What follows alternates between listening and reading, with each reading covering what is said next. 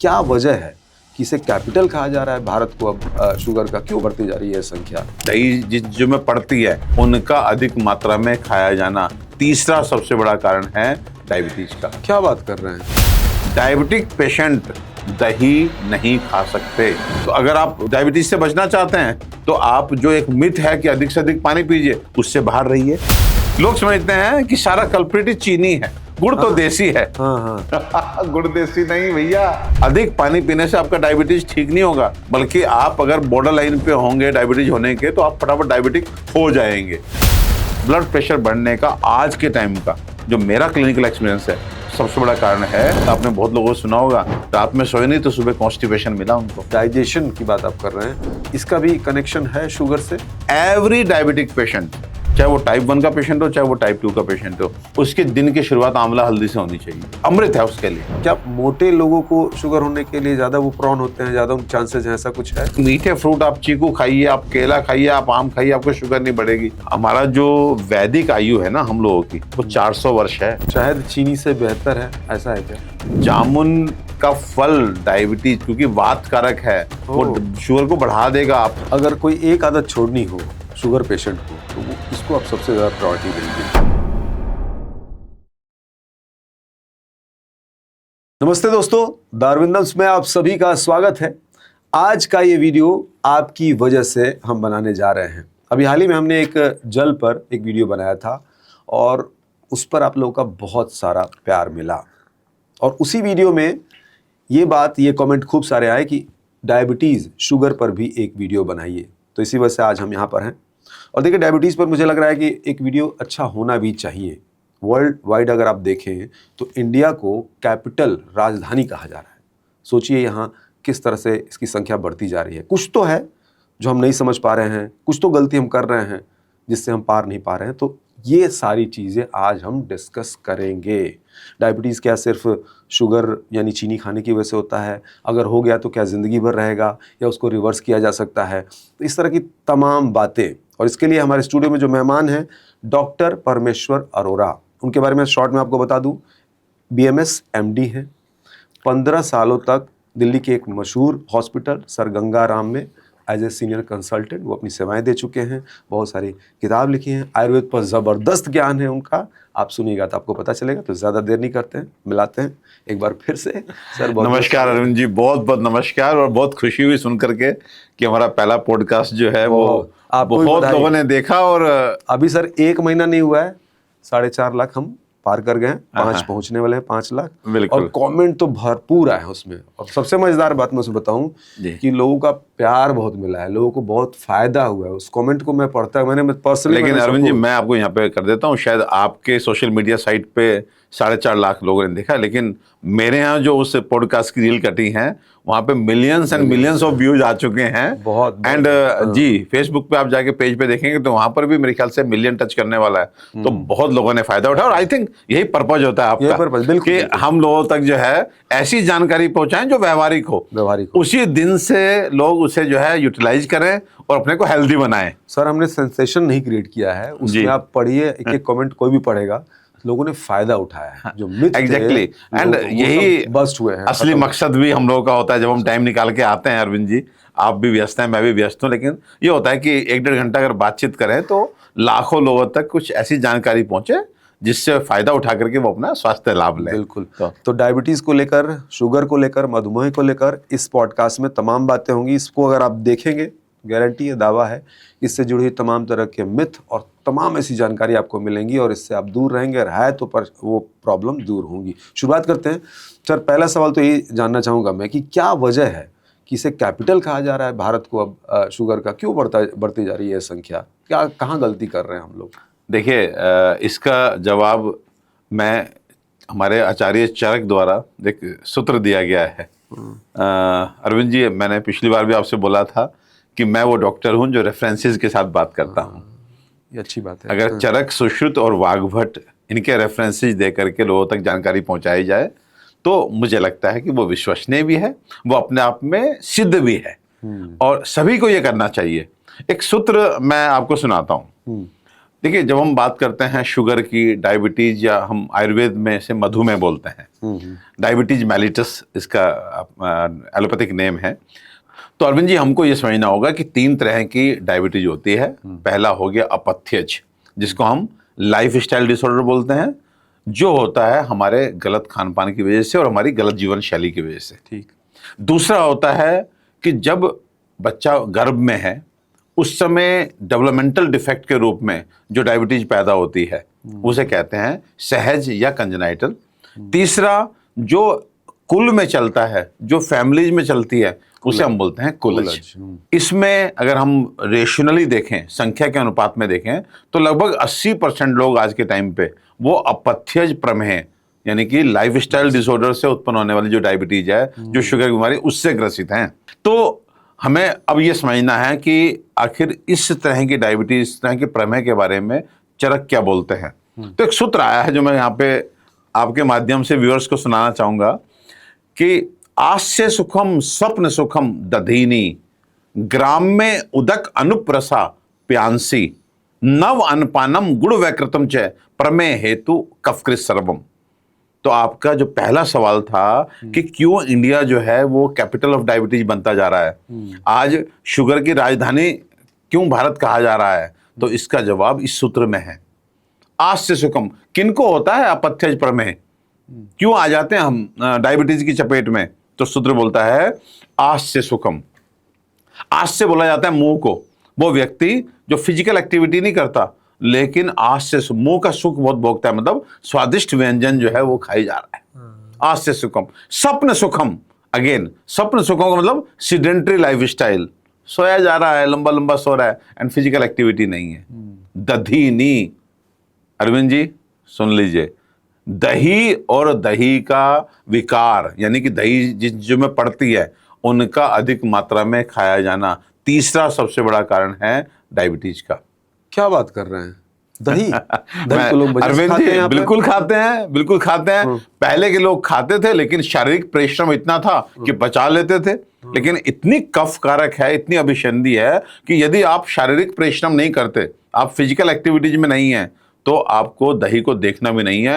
नहीं तो कब आप डायबिटिक बन जाएंगे, कब आप ब्लड प्रेशर के पेशेंट बन जाएंगे, कब हार्ट में ब्लॉकेजेज हो जाएंगे, कब आपका यूरिक एसिड बढ़ा रहना शुरू हो जाएगा, कब आपका वजन बढ़ना शुरू हो जाएगा, कब आपको स्वेलिंग आनी शुरू हो जाएगी, आपको मालूम भी नहीं चलेगा। ये जो सफेद सी ठंडी सी प्यारी सी दही डाइनिंग टेबल पे किनारे पड़ी होती है ना, जो सबसे साफ सुथरी दिखती है, भैया अगर आप शारीरिक परिश्रम नहीं करते तो इसको देखो भी मत, खाने की तो छोड़ो।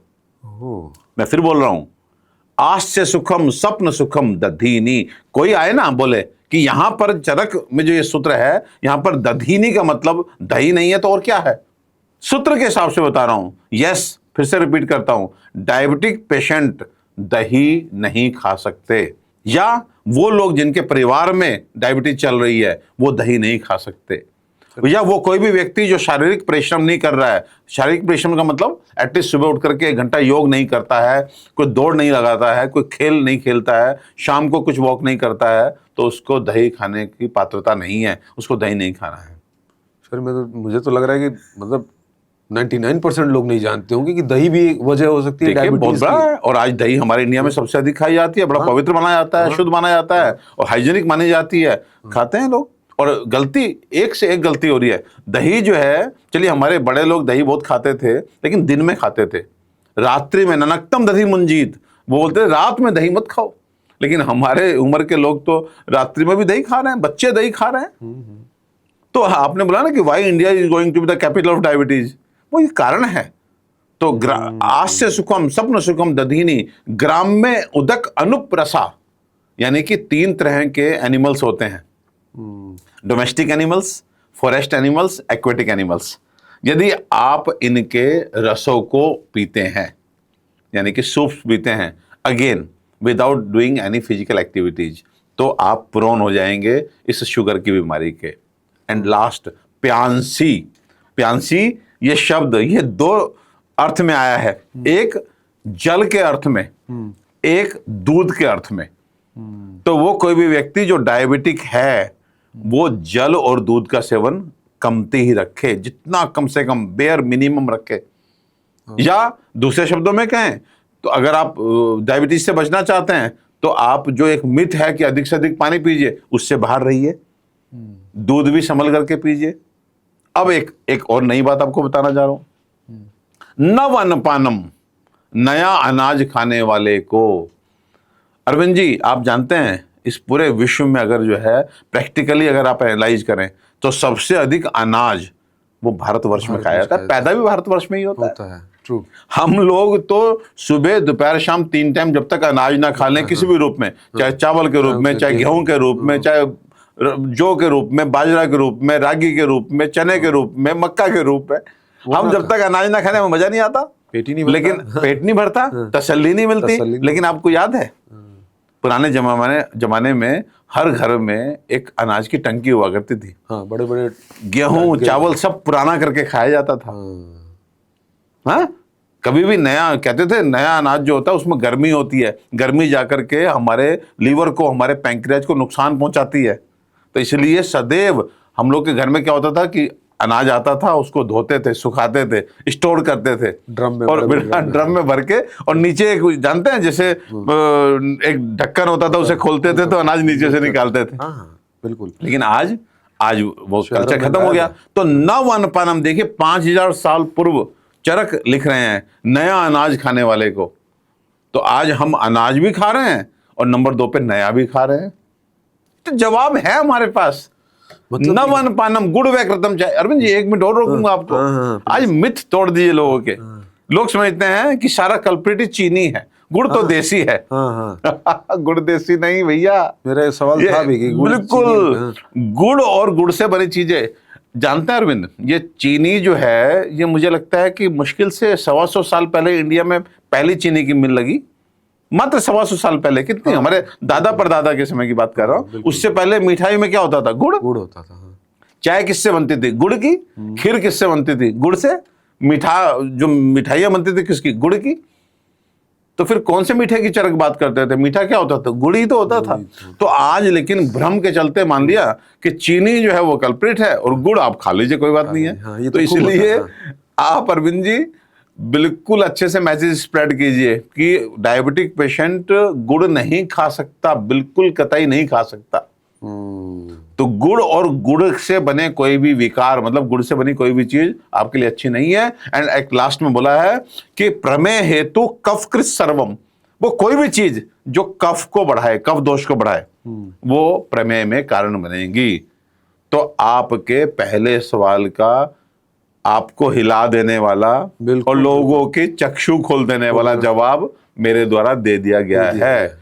आस्य सुखम स्वप्न सुखम दधीनी ग्राम में उदक अनुप रसा प्यांसी नव अन्नपानम गुड़ वैकृतम च प्रमेय हेतु कफकृत सर्वम। बस इस सूत्र को जान लीजिए, आपको यह पता लग जाएगा कि why India is going to be the capital of diabetes. और इसी सूत्र को अब आप संभाल लीजिए कि भाई ये नहीं खाना है, तो आप रिवर्स हो जाएगा। मुझे जितना समझ में आया सर, इसमें जो 2 रीजन ऐसे हैं, बाकी चीजें तो अन्य कंट्रीज में हो सकती हैं, लेकिन एक दही, जो हमारे यहाँ दूध दही ज्यादा खाया जाता है, दही न जानकारी की वजह से लोग खूब खा रहे हैं। तो मुझे लग रहा है कि एक बहुत बड़ा रीजन होगा अनजाने में। और दूसरा नव अन्नपानम जो बोला आपने, नया अनाज नहीं खाना है, जो कल्चर खत्म होता जा रहा है कि तुरंत पैकेट में आ रहा है और खाओ, रखने का तो कोई घर देखिए आज के टाइम पे शायद ये बड़ी खेतों में अरविंद जी उग रहा है, वहीं धुल रहा है, सूख रहा है, पाउडर होकर सुंदर सुंदर पैकेट बन के हमारे घरों में आ जा रहे हैं अभी। लेकिन शायद मैंने 1-2 एडवर्टाइजमेंट देखे हैं जिसमें उन्होंने बात की है कि पुराने गेहूं का आटा।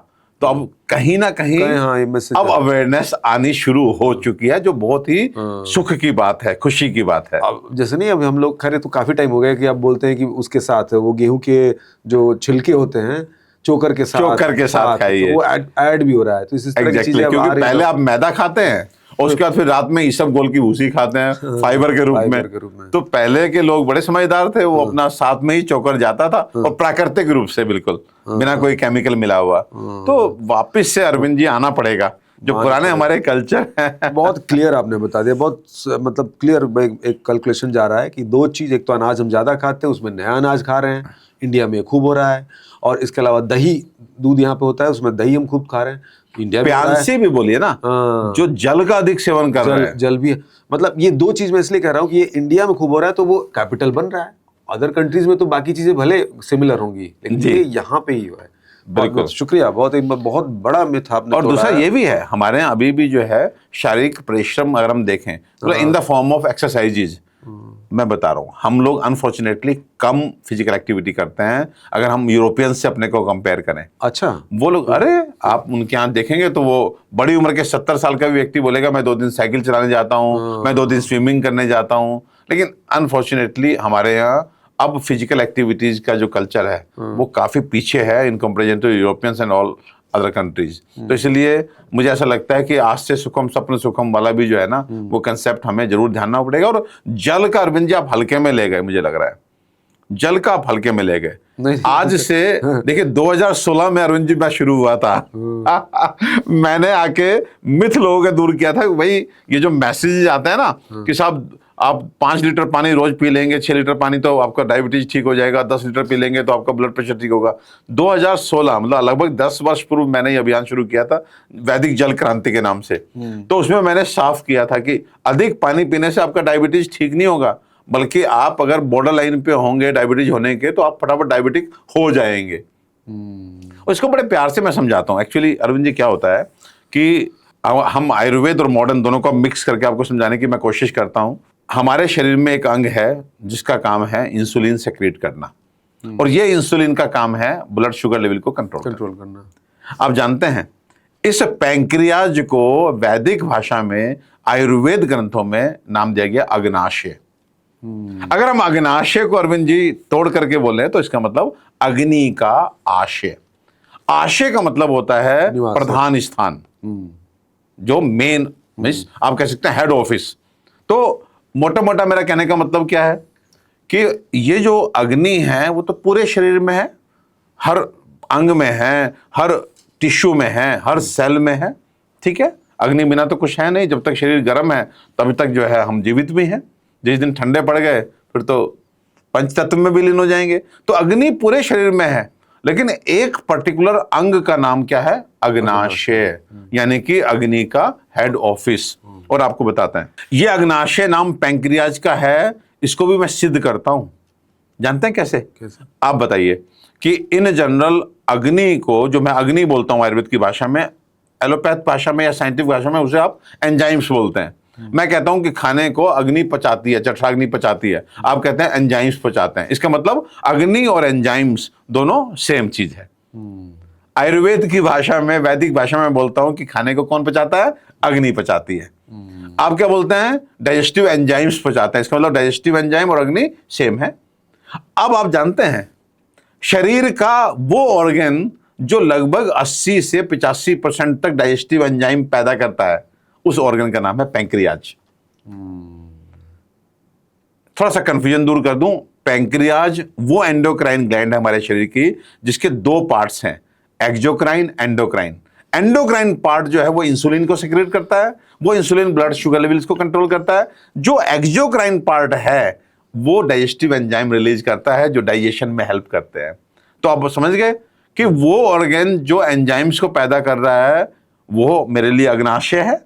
अब मैच कर पा रहे हैं? कोई कंफ्यूजन नहीं है। अब आप सोचिए कि अगर आप शरीर में बहुत अधिक जल को डालेंगे किसी भ्रम के चलते, मिथ के चलते, कभी पेट साफ करने के नाम पे, कभी बॉडी को डिटॉक्स करने के नाम पे, कभी वजन कम करने के नाम पे, तो वो पूरे शरीर में ही अग्नि को हिलाएगा। लेकिन सबसे अधिक प्रभावित कौन होगा? सबसे अधिक प्रभावित होगा जो अग्नि का हेड ऑफिस है, अग्नाशय। और जब अग्नाशय प्रभावित होगा, अग्नि का स्थान प्रभावित होगा, क्योंकि अग्नि का हेड ऑफिस और अग्नि का यूनिवर्सल ओपोनेंट, इस दुनिया का सबसे बड़ा विरोधी अग्नि का, जल, वो उसके पास पहुंच गया और अधिक मात्रा में पहुंच गया, तो कहीं ना कहीं उसकी पूरी फिजियोलॉजी गड़बड़ा जाती है। जो डाइजेस्टिव एंजाइम्स हैं वो स्लगिश हो जाते हैं, इवन इंसुलिन का सेक्रेशन स्लगिश हो जाता है। तो एक तरफ से क्या होता है? इंसुलिन कम होने से डायबिटीज पैदा होता है, और दूसरी तरफ से क्या होता है? डाइजेस्टिव एंजाइम कम होने से अपच की कंडीशन पैदा होती है, अजीर्ण की कंडीशन पैदा होती है। अरविंद जी, सब कुछ मैथमेटिकल है। आचार्य सुश्रुत नाम सुना है? बिल्कुल। जब हम सुश्रुत संहिता पढ़ते हैं और इनडाइजेशन के 4 सबसे बड़े कारण पढ़ते हैं, तो उसमें पहला बड़ा कारण जानते हैं आचार्य सुश्रुत क्या लिखते हैं? वो बोलते हैं कि अति अम्बुपानाच, अधिक मात्रा में अम्बुपान करना। जल पीना। अब बताइए वो लोग कहाँ हैं? वो आए हैं, वो आपके साथ बैठे हैं, मैं भी साथ में बैठूंगा, जो कहते हैं पानी अगर अपच है, आपका पेट ठीक नहीं है, आपका इंडाइजेशन है, आपको अजीर्ण है, पानी खूब पीजिए। हाँ। अरे भाई, अजीर्ण का सबसे बड़ा कारण पानी अधिक पीना है, और तुम पानी अधिक पिला करके जो है अजीर्ण ठीक करने की बात कर रहे हो। और देखिए रेलिवेंट कितना है, वहां पर चरक लिख रहे हैं प्यांसी, यानी कि पानी और जल, यानी कि द्रव पदार्थों का अधिक मात्रा में पिया जाना, वो डायबिटीज करता है। और यहां पे हमें समझ में आ रहा है कि अजीर्ण का सबसे बड़ा कारण क्या है? अति अम्बुपानाच। विद रेफरेंसेस बोल रहा हूं, सुशुद्ध बोलते हैं अति अम्बुपानाच। तो जल का भी हल्के में नहीं लेना है। अगर once you are unfortunately a diabetic patient, आपको जो जल पीने की, जो जल की मात्रा, जल पीने का समय, जल पीने का तरीका हमारे पहले पॉडकास्ट में हमने बताया है। लोगों को जाकर के उस पॉडकास्ट को देखना उसमें बहुत पड़ेगा। डिटेल में बात हुई है। और बड़ा मुझे आश्चर्य होता है कि कितनी गलत चीज़ें और कितने सालों तक लोग लगातार जा रहे हैं, उनको उनकी आंखें नहीं खुल रही, और आपकी वजह से सारी चीज़ें हम जान रहे हैं। और सिर्फ ये, जैसा मैंने कहा कि सिर्फ सेंसेशन नहीं है, अब विद रेफरेंस बता रहे हैं, आयुर्वेद के आप बहुत जाता है। अगर आप और सुश्रुत उठा के फिर से देखें और डायबिटीज के कारण देखें, ये हम अपथ्य डायबिटीज की बात कर रहे हैं ना, मतलब लाइफस्टाइल डिसऑर्डर के रूप में जो हमें होता है, वहां पे देखिए सुश्रुत लिखते हैं द्रव अन्नपान सेविनम पुरुषम। द्रव अन्नपान मतलब जो बहुत अधिक द्रव का सेवन करता है। जान्यात प्रमेही भविष्यति इति, मतलब वो भविष्य में वो प्रमेही हो जाएगा, डायबिटिक हो जाएगा, ये सुश्रुत लिख रहे हैं। द्रव अन्नपान सेविनम पुरुषम। तो इसलिए आपका पहला सवाल सबसे इंपॉर्टेंट सवाल, और सबसे खुला और विस्तार से ये मेरा जवाब। बहुत बहुत शुक्रिया सर। और आयुर्वेद का जिस तरह से जो एक आधार है ना, जो चीज़ें हैं और जो असर है, वो तो कहना नहीं है, बहुत टाइम से कहीं ना कहीं निगलेक्ट रहा है। अच्छा, मैं अभी आपको बताऊं कि मैं एक ऐसे टीवी के सामने बैठा हुआ था, एक शो देख रहा था, शायद इंडिया टुडे पे था। उसमें नरेश त्रेहन, ये वेदांता वाले, और सीरीन, डॉक्टर सीरीन, ये लोग आयुर्वेद पे बात कर रहे थे और उसकी मतलब अच्छी बात है, बहुत अच्छा लगता है। तारीफ कर रहे थे, योग की तारीफ कर रहे थे, लाइफस्टाइल की तारीफ कर रहे थे, कि वो सब चीजें, जबकि हमने ज्यादातर देखा ना कि डॉक्टर बस दवाएं। नहीं, डॉक्टर त्रिहान हमेशा से, मैं तो सालों से उनको जानता हूँ। हाँ, हमेशा उन्होंने आयुर्वेद को आगे किया है और उसकी तारीफ की है। और मुझे लगता है कि हर एक समझदार एलोपैथिक डॉक्टर, भाई वो एलोपैथिक हैं, लेकिन उनकी जो रूह है, जो आत्मा है, वो तो भारतीय है, वो तो वैदिक है। तो इसलिए वेदों को मुझे लगता है कि कोई भी समझदार डॉक्टर, चाहे वो किसी भी विधा का हो, एलोपैथिक, मेरे साथ, मेरे तो इवन IMA जो है, इंडियन मेडिकल एसोसिएशन है, वहां पर बहुत सारे मेरे मित्र हैं, वो हमेशा आयुर्वेद की तारीफ करते हैं। हाँ, ये जरूर साथ में बोलते हैं कि आयुर्वेदिक डॉक्टर आयुर्वेदिक प्रैक्टिस करें, वायलेशन ना करें। तो वहां वो थोड़ा बिगड़ जाता है, नहीं तो otherwise they always praise me. अरे मैं बहुत अच्छे से गया था, तो मैंने, मतलब काफी साल पहले की बात है, और मैं आश्चर्य कर रहा था कि वहाँ पे योग का एक सेक्टर है वहाँ पे। बिल्कुल, दीपक झा देखते हैं उसको, और उन्होंने मतलब योग के, मतलब नरेश त्रेहन जी ने योग को महत्व दिया, और अपने बड़े हॉस्पिटल में एक सेक्शन। नहीं, बहुत सारे एलोपैथिक डॉक्टर्स हमारे मित्र हैं, चीजें लोग मान रहे हैं। हाँ, कितने लोगों का नाम लूं जो बहुत अच्छे से आयुर्वेद को आगे प्रमोट करते हैं, अच्छा करते हैं। तो हम थैंकफुल भी हैं उनके, क्योंकि they all are big personalities, and if they talk about Ayurveda तो एक पब्लिक एक्सेप्टेंस मिलती है। लोगों को लगता है कि नहीं, डॉक्टर त्रिहान साहब बात कर रहे हैं तो भाई नहीं, फिर तो तो उनको धन्यवाद, इस मंच के माध्यम से आपने नाम लिया, तो उनको बहुत बहुत धन्यवाद जी। क्या इसके कोई संकेत भी होते हैं सर? डायबिटीज अगर कोई व्यक्ति है और बिल्कुल शुरुआती स्टेज में आ रहा है, जैसे लोग बोलते हैं कि बॉर्डर पे है, तो उसको क्या, किस तरह से क्या डील करना चाहिए? दंतानाम मलाड़यत्यम प्रागरूपम पाणी पाद्यो दाह चिकनता देहे तरट स्वादु आस्यम च जायते। सब कुछ तो अरविंद जी हमारा शास्त्र, आप क्वेश्चन पूछिए मैं जवाब दूंगा। दंतानाम मलाड़यत्यम, यानी कि जब किसी व्यक्ति को लगे कि यार ब्रश तो मैं रोज कर रहा हूं, लेकिन ये मेरे दांतों पे कोटिंग क्यों आ जाती है, मल सा क्यों जम जाता है, दंतानाम मलाड़यत्यम। प्राग रूपम मिस, और क्या पूर्व रूप है? पानी पाद्यो दाहा, यानी कि हाथ पैर में जलन रहने लगे, आपको फील होगी, बर्निंग सेंसेशन आ रहा है। चिक्कणता देहे, आपका जो शरीर है उसमें पसीना अधिक आने लगे। तृट, यानी प्यास अधिक लगे। स्वादु मीन्स मुंह से मीठा स्वाद आने लगे, जैसे मुंह मीठा मीठा मीठा मीठा हो रहा है, तो बस हो गया सिग्नल, जाओ शुगर चेक कराओ भाई। अच्छा, गुड। कितना सिंपल। दंतानाम मलारियत्यम, दांतों में मल जमने लगे। पानी पा दो मीन्स हाथ पैर में दाहा होने लगे, शरीर पे पसीना सा चिकनता आने लगे और प्यास अधिक लगने लगे आपको, और साथ में मुंह में थोड़ा मीठा मीठा मीठा सा लगे, तो एक इनिशियल सिम्टम है। जाइए सिंपल चेक करा लीजिए शुगर लेवल, पता चल जाएगा। अच्छा, शुगर अगर किसी को हो गया तो कहते हैं कि जिंदगी भर दवा खानी पड़ेगी और अलग अलग टाइप है उसके, तो ये है ऐसा? देखिए इसमें यहाँ पे हमें समझना पड़ेगा, ये आपने बहुत बड़ा क्वेश्चन बहुत सरलता से पूछ लिया क्योंकि हर व्यक्ति का ये क्वेश्चन होता है, और अनफॉर्चुनेटली मुझे नहीं पता किस लिए, लेकिन बहुत सारे लोग उसका जवाब नहीं दे पाते, डॉक्टर्स भी जवाब नहीं दे पाते। तो आज इस पॉडकास्ट के माध्यम से मैं बताना चाहता हूँ कि अगर आपको पहले तो ये जानना होगा कि डायबिटीज 3 तरह से पैदा हो रहा है आपके शरीर में। Number 1 as a lifestyle disorder, number 2 as congenital, number 3 as hereditary, यानी कि जो कुल में चलता है, जो वंश में चलता है, जो फैमिलीज में चलता है। अब इनमें से भी एक और डिवीजन है जिसे हम बोलते हैं एनआईडीडीएम, आईडीडीएम, यानी कि NIDDM means type 2 diabetes, IDDM means type 1 diabetes. ये सब शब्द आपने अरविंद जी शायद सुने होंगे कि टाइप 1 डायबिटीज क्या होता है, टाइप 2 डायबिटीज क्या होता है। तो टाइप 1 डायबिटीज का मतलब है जहां पर आप इंसुलिन डिपेंडेंट हो जाते हैं, आपको ब्लड शुगर कंट्रोल करने के लिए इंसुलिन लेना ही पड़ता है, तो वो आप आईडीडीएम यानी इंसुलिन डिपेंडेंट डायबिटीज मेलिटस के पेशेंट है, इसी को टाइप 1 बोलता है। जहां पर एनआईडीडीएम है, non insulin dependent diabetes mellitus, उसे टाइप 2 बोलते हैं, मतलब ओरल मेडिकेशन से भी आपका काम चल जाता है। तो ये इस तरह से डिफरेंशिएशन है।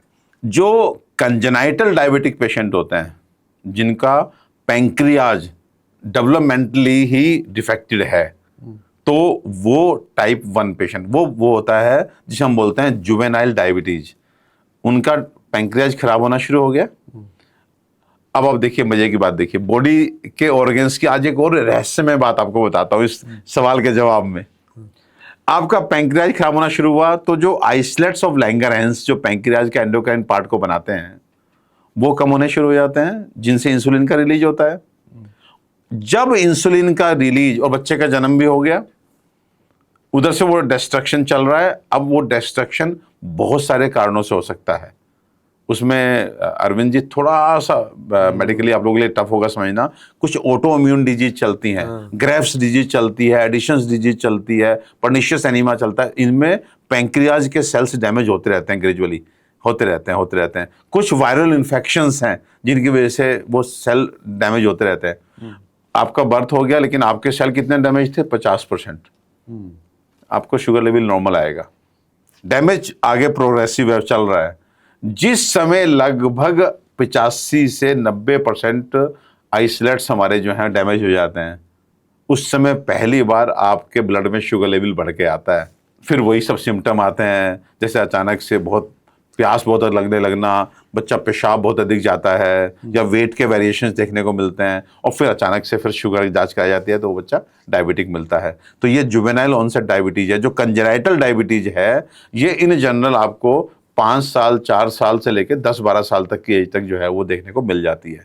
लेकिन इससे एक मैसेज और निकल के आया कि अगर आपने अपने आइसलेट्स को 15% तक पे भी रोक दिया, मतलब 85% डैमेज हो चुकी हैं, तो भी आप अपने इतना इंसुलिन है कि आपकी बॉडी चलती रहे, आपके शुगर लेवल ठीक रहे। ये तो हमारा शरीर, हमारे ऑर्गन्स तब जवाब देते हैं जब आप उसको 85% 80% से भी ऊपर जो है वो डैमेज कर मारते हैं।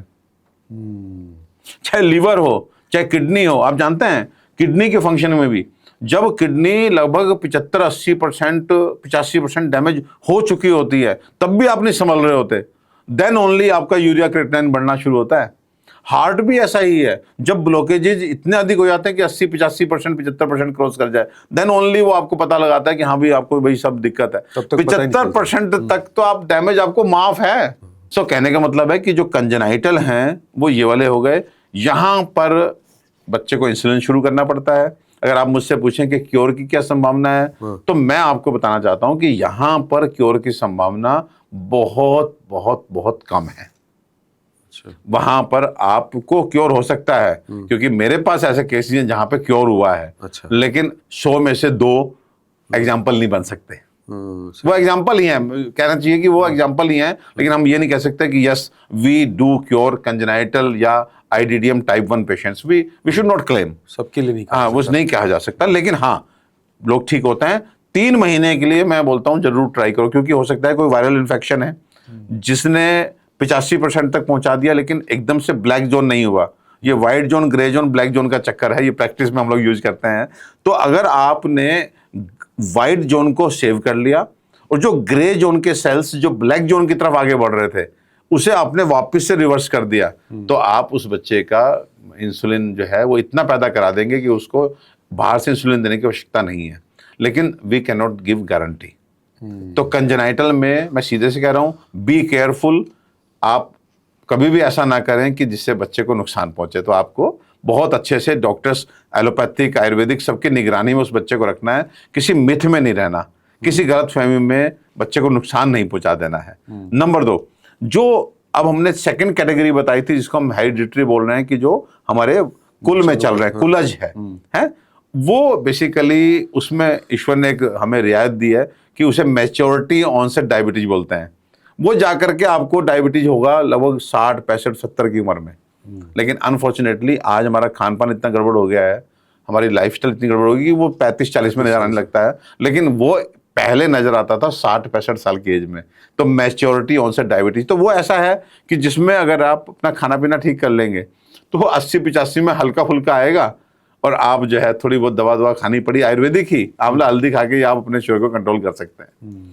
लेकिन तीसरा जो है, जो बड़े वाली कैटेगरी है, जो लाइफस्टाइल डिसऑर्डर है, अरविंद जी पूरे होशो हवास में बता रहा हूं, हजारों लोगों का डायबिटीज मैं खुद रिवर्स कर चुका हूं। अरे भाई, आस्य सुखम स्वप्न सुखम दधीनी ग्राम्य उदक अनुप्रसा प्यांसी नवन पानम गुणवकतम चाहे परमे हेतु कफ सर्वो, ये सूत्र उनको लिख के दे दिया, भाई इस वजह से तुमको हुआ है, इसी को रिवर्स कर दो तो तुम ठीक हो जाओगे। क्योंकि ना तुम्हारा कंजेनाइटल डिफेक्ट है, ना तुम्हारी फैमिली में डायबिटीज है। कल से दौड़ लगाना शुरू कर दो, कल से मीठा खाना बंद कर दो, हाइपरग्लाइसेमिक इंडेक्स वाले जो भी चीजें बंद कर दो, कल से दही की तरफ देखना बंद कर दो। अगर आप कोई नॉन वेजिटेरियन सूप पीते हैं वो बंद कर दो, अपने पानी की मात्रा को सीमित कर दो, आप दूध की मात्रा को सीमित कर दो, नया अनाज खाना बंद कर दो, गुड़ खाना बिल्कुल बंद कर दो, वो कोई भी चीज जो कफ को बढ़ाए वो हमसे पूछ लो लिस्ट और वो बंद कर दो, हो गया रिवर्स। खान पान और रहन सहन बस। तो एक चीज और बताइए, क्या ऐसा भी हो सकता है कि किसी के वंश में मतलब हेरिडिटरी हो, हाँ, उसके बावजूद भी वो रहन सहन की वजह से उसको हो रखा है? बिल्कुल। अरे मैंने फिर आपसे अरविंद जी बोला ना, जो वंश में चला आ रहा है, जो फैमिली में चला आ रहा है, वो उसको मैच्योरिटी ऑनसेट डायबिटीज बोलते हैं। तो वो तो आता ही वैसे भी 60-65 पे है, 70 पे है। अच्छा। अगर आपने अपना खाना पीना ठीक कर लिया, अपनी लाइफस्टाइल ठीक कर ली, तो और उसको 10 साल धक्का मार दीजिए तो तब तक तो प्रभु चरणों का टाइम हो जाएगा। और ऐसा भी तो हो सकता है कि किसी भले ही वंश में हो, हेरिडिटरी हो, लेकिन किसी अगर सही तरीके से रहे तो उसको हो ही ना। मैं आपको बता तो रहा हूं कि 60-65 पे तो उसने वैसे भी आना था, भाई नेचर ही उसको 55-60-65 पे आना है, उसका नाम ही है मैच्योरिटी ऑनसेट डायबिटीज मेलिटस। जो टाइप 2 डायबिटीज है वो इन जनरल मैच्योरिटी ऑनसेट होता है। मैच्योरिटी ऑनसेट का मतलब है कि शुरू ही होगा जब आप मैच्योर हो जाएंगे। मैच्योरिटी का मतलब है 55-60 की बात कर रहे हैं, बाय नेचर ही वो तब आता है। नहीं आता, ठीक है, लेकिन मैं ये जानना चाह रहा हूँ कि किसी के अगर वंश में है, हेरिडिटरी है, हाँ, तो ये जरूरी है कि उसको 55-60-70 में नहीं शुगर होगा? नहीं। अच्छा। आप उसको आप लाइफस्टाइल अच्छी कर करके और अपनी जो है खाना पीना सही करके वो आएगा ही नहीं। वो 65-60 पे जो आना था, अगर आप नॉर्मल रहते तो आता। अगर आपने ध्यान दिया तो 75-80 पे हल्का फुल्का आएगा, शायद उस समय उसको इररिलेवेंट हो जाएगा। सो मैं आपकी बात समझ गया बिल्कुल कि वो लोग जिनके परिवार में डायबिटिक लोग हैं, माता पिता हैं, वो भी अगर अपनी लाइफस्टाइल ठीक रखेंगे, रोज उठ करके योगासन करेंगे, दौड़ लगाएंगे, टाइम से सोएंगे, टाइम से उठेंगे, अपने को तनाव मुक्त रखेंगे, साथ में खाना पीना अपना सम्यक सात्विक रखेंगे, yes there is a good possibility उनको डायबिटीज कभी नजर ही नहीं आएगा। बहुत बढ़िया सर। तो ये सिर्फ क्या रहन सहन खान पान इसी को ठीक करके ही हो सकता है या कोई दवा भी है? देखिए सुनिए, एक और चीज मैं यहाँ पे आपको बताना चाहता हूँ। अभी पीछे मैंने एक आर्टिकल लिखा था, बड़ा अच्छा से अखबार वगैरह में छपा था। अच्छा। तो उसमें मैंने लिखा था कि बिना मीठा और नमक खाए, ठीक है, क्या आप भी बन रहे हैं शुगर और ब्लड प्रेशर के रोगी? हाँ, अरविंद जी, ये भी सही हम बात लोग है। ये भी हम देखने लोग में जो है आता ना, सही कहने वाले बताएं, कहते हैं कि भाई हम तो खा ही नहीं रहे हैं और फिर भी देखो। फिर भी हो रहा है। आप गांव में जाइए, मैं आपको बताता हूँ, गांव में जाइए, आपको जब चाय सर्व करेंगे और चाय मुंह में आती है तो वो बाप रे, पूरा मीठा भयंकर इतना मीठा भरा होता है, वो खड़ी चीनी वाला है भी ना। बोलते हैं और लोग। उसके बाद जो वो देते हैं रसमलाई डाल के, तो चार और रसगुल्ला और ये सब। अभी भी आप मैं अपने गांव में जाता हूँ तो ऐसे ऐसे देखता हूँ कि वो लोग जबरदस्त मीठा खाते हैं भाई। अरे और बच्चे पूरे गुड़ की डली जो है उठा के खा रहे होते हैं। हाँ। अब हम लोग क्या खाते हैं? हम लोग के सामने कोई अगर मिठाई का डब्बा लेके आए कि हाँ जी बेटा हुआ है जी डॉक्टर नहीं, साहब, नहीं, नहीं, तो हम लोग सुनो छोटा सा एकदम थोड़ा सा वो लगेगा। इतना सा पीस ऐसे उठा के एहसान सा करते हैं जैसे पता नहीं क्या है। और अनफॉर्चुनेटली देखिए, डायबिटिक भी हम लोग ही हो रहे हैं। हाँ, शहरों में ही ज्यादातर इस तो आपने पूछा ना कि और क्या करें, तो लाइफस्टाइल, ठीक है, डाइट एंड डी स्ट्रेसिंग, ये सारा खेल चल रहा है। जो हमारे स्ट्रेस हार्मोन्स है ना, आप जानते हैं क्या होता है? बड़ी इंटरेस्टिंग स्टोरी है, 2 मिनट की शायद। Please please. आपका क्वेश्चन मैं वायलेशन कर रहा हूँ, बताऊंगा मैं, नहीं, दवा भी बताऊंगा, दवा वही मैं कह रहा लेकिन था। हाँ, लेकिन सबसे इंपॉर्टेंट चीज ये है कि आज बिना मीठा खाए भी क्यों एक व्यक्ति जो है वो डायबिटिक बन जा रहा है। जानते क्या होता है? जब हम किसी भी मानसिक तनाव वाली कंडीशन में जाते हैं, जिसमें हम अब लगभग हम 24 घंटे रहते हैं, एक सोने के समय 3-4 घंटे अगर कोई चैन से सो पा रहा है तो छोड़ दीजिए, अदरवाइज हम लोग all the time we are in a stress condition. And हमारे जो स्ट्रेस हार्मोन्स हैं, जो हमारा सुप्रारेनल ग्लैंड, जो हमारे कोर्टिसोल्स हैं, जो adrenaline and non adrenaline enzyme है, तो ये हमारे स्ट्रेस हार्मोन्स की कैटेगरी में आते हैं। स्पेशली कोर्टिसोल का नाम तो आपने सुना होगा। बिल्कुल बिल्कुल। ये क्या करते हैं कि जब कभी भी हम स्ट्रेस में जाते हैं और कोई ऐसा मोमेंट आया कि थोड़ा अधिक स्ट्रेस है, तो बॉडी में कोर्टिसोल रिलीज होता है। अब ये कोर्टिसोल किसको ऑर्डर करता है? ये कोर्टिसोल लीवर को ऑर्डर करता है कि भाई तनावपूर्ण स्थिति है, मुझे एनर्जी चाहिए। तो लीवर आउट ऑफ वे जाकर के वो ग्लूकोज का प्रोडक्शन करता है। बहुत ध्यान दीजिएगा। ठीक ठीक। आप तनावपूर्ण स्थिति में गए, आपकी बॉडी से स्ट्रेस हार्मोन रिलीज हुए, उन्होंने सीधे जो है लीवर को ऑर्डर दिया कि I want calories to fight, because स्थिति तनावपूर्ण है, मुझे फाइट करना है, ठीक है। तो वो आउट ऑफ वे जाकर के लीवर जो है वो ग्लूकोज को पैदा करेगा, हेपेटिक प्रोडक्शन ऑफ ग्लूकोज हो गया। और साथ में वो कोर्टिसोल क्या करता है, जो सेल्स हैं उनको ऑर्डर करता है कि भैया सुनो, मेरे इस ग्लूकोज को देख के पैंक्रियाज इंसुलिन का सेक्रेशन बढ़ाएगा, इसको न्यूट्रलाइज करने के लिए। बॉडी तो अपना ऑटोमेटिक मैकेनिज्म पे चलती है ना, जैसे ही ग्लूकोज बढ़ा तो वो, और कहता है कि सुनो इंसुलिन आएगा, लेकिन तुम इंसुलिन की बात मत मानना, स्थिति तनावपूर्ण है, उसको बोलने देना, तुम इस ग्लूकोज को यूज मत करना। अरविंद जी, आप समझ पा रहे हैं? देखिए कितने बहुत ध्यान से सुनना। एक तरफ से लीवर को ऑर्डर दिया कि ग्लूकोज चाहिए मेरे को, फाइट करना है, स्थिति तनावपूर्ण है। एट द सेम टाइम जो बॉडी के सेल्स हैं उनको बोला कि सुनो, इस ग्लूकोज को देख के इंसुलिन जो है वो आएगा निकल करके पैंक्रियास से, तो तुम उसको कहना मत मानना, क्योंकि इंसुलिन क्या करता है, पेरिफेरल यूटिलाइजेशन ऑफ ग्लूकोज कराता है, सेल्स को मोटिवेट करता है कि ग्लूकोज है, खाओ इसको, इसको निपटाओ, इसको निपटाओ, तुम उसकी बात मत मानना। तो सेल्स जो हैं वो कहते हैं नहीं मानेंगे जी, स्थिति तनावपूर्ण है। तो फिर क्या डेवलप हो गया? उस सिचुएशन को बोलते हैं मेडिकली इंसुलिन रेजिस्टेंस डेवलप हो गया। बॉडी में इंसुलिन रेजिस्टेंस, इधर लीवर ग्लूकोज बना रहा है, इधर इंसुलिन रिलीज हो रहा है, पैंक्रियाज भी छक्का पर लगा पड़ा है, अपने सेल्स से कह रहा है कि इंसुलिन लाओ, ग्लूकोज बढ़ा हुआ है, और सेल्स जो बॉडी के हैं वो इंसुलिन का कहना नहीं मान रहे हैं। तो अब क्या हुआ जानते हैं क्या होता है?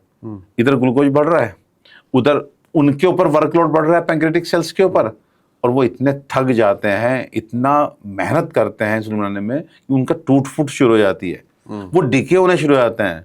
और लास्ट में इस सिचुएशन आते हैं कि इतना भी नहीं पैंक्रियाज के सेल्स बचते, वो आइसोलेट्स बचते कि वो नॉर्मल इंसुलिन भी रिलीज कर सकें।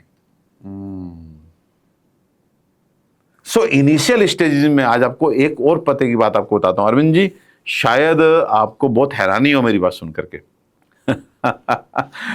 जो NIDDM के पेशेंट होते हैं, जो non insulin dependent diabetes mellitus के पेशेंट होते हैं, आपकी नजर में उनकी बॉडी में इंसुलिन नहीं बनता, जानते हैं?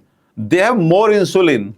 अच्छा, उनके ब्लड में इंसुलिन ज्यादा होता है, लेकिन सेल्स जो होते हैं वो इंसुलिन का कहा नहीं मान रहे होते, इंसुलिन रेजिस्टेंस की कंडीशन होती है। तो प्राइमरीली इंसुलिन रेजिस्टेंस होता है, इस वजह से डायबिटीज हो जाता है। ये वजह है। अब आप सोचिए नॉर्मली कि लोग क्या कुछ और ही जानते अब आप आपका मानसिक तनाव जो आपको लग रहा है वो आपको डायबिटिक बना रहा है और इस तरीके से बना रहा है।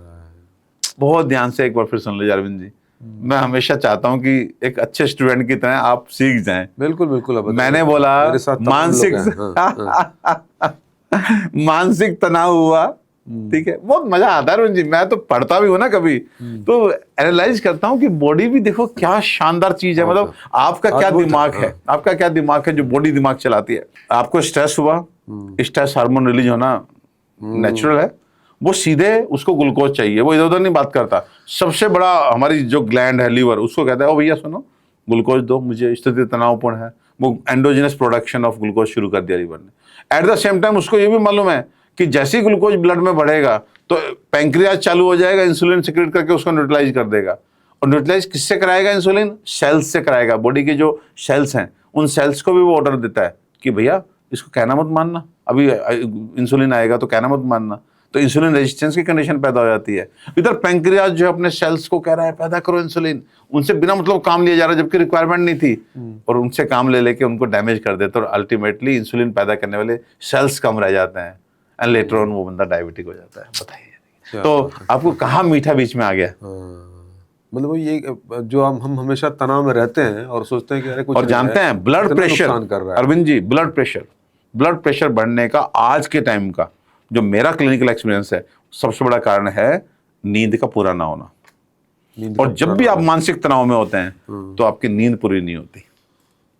सर मैं एक छोटी सी बात बता रहा हूँ। मेरे एक जानने वाले हैं, वो बता रहे थे कि मुझे रात को ना बहुत पेशाब आता है, 3 बार 4 बार पेशाब आता है। तो मेरे को डर हुआ कहीं शुगर तो नहीं हो गया मुझे। उन्होंने चेक कराया, वो ठीक निकला।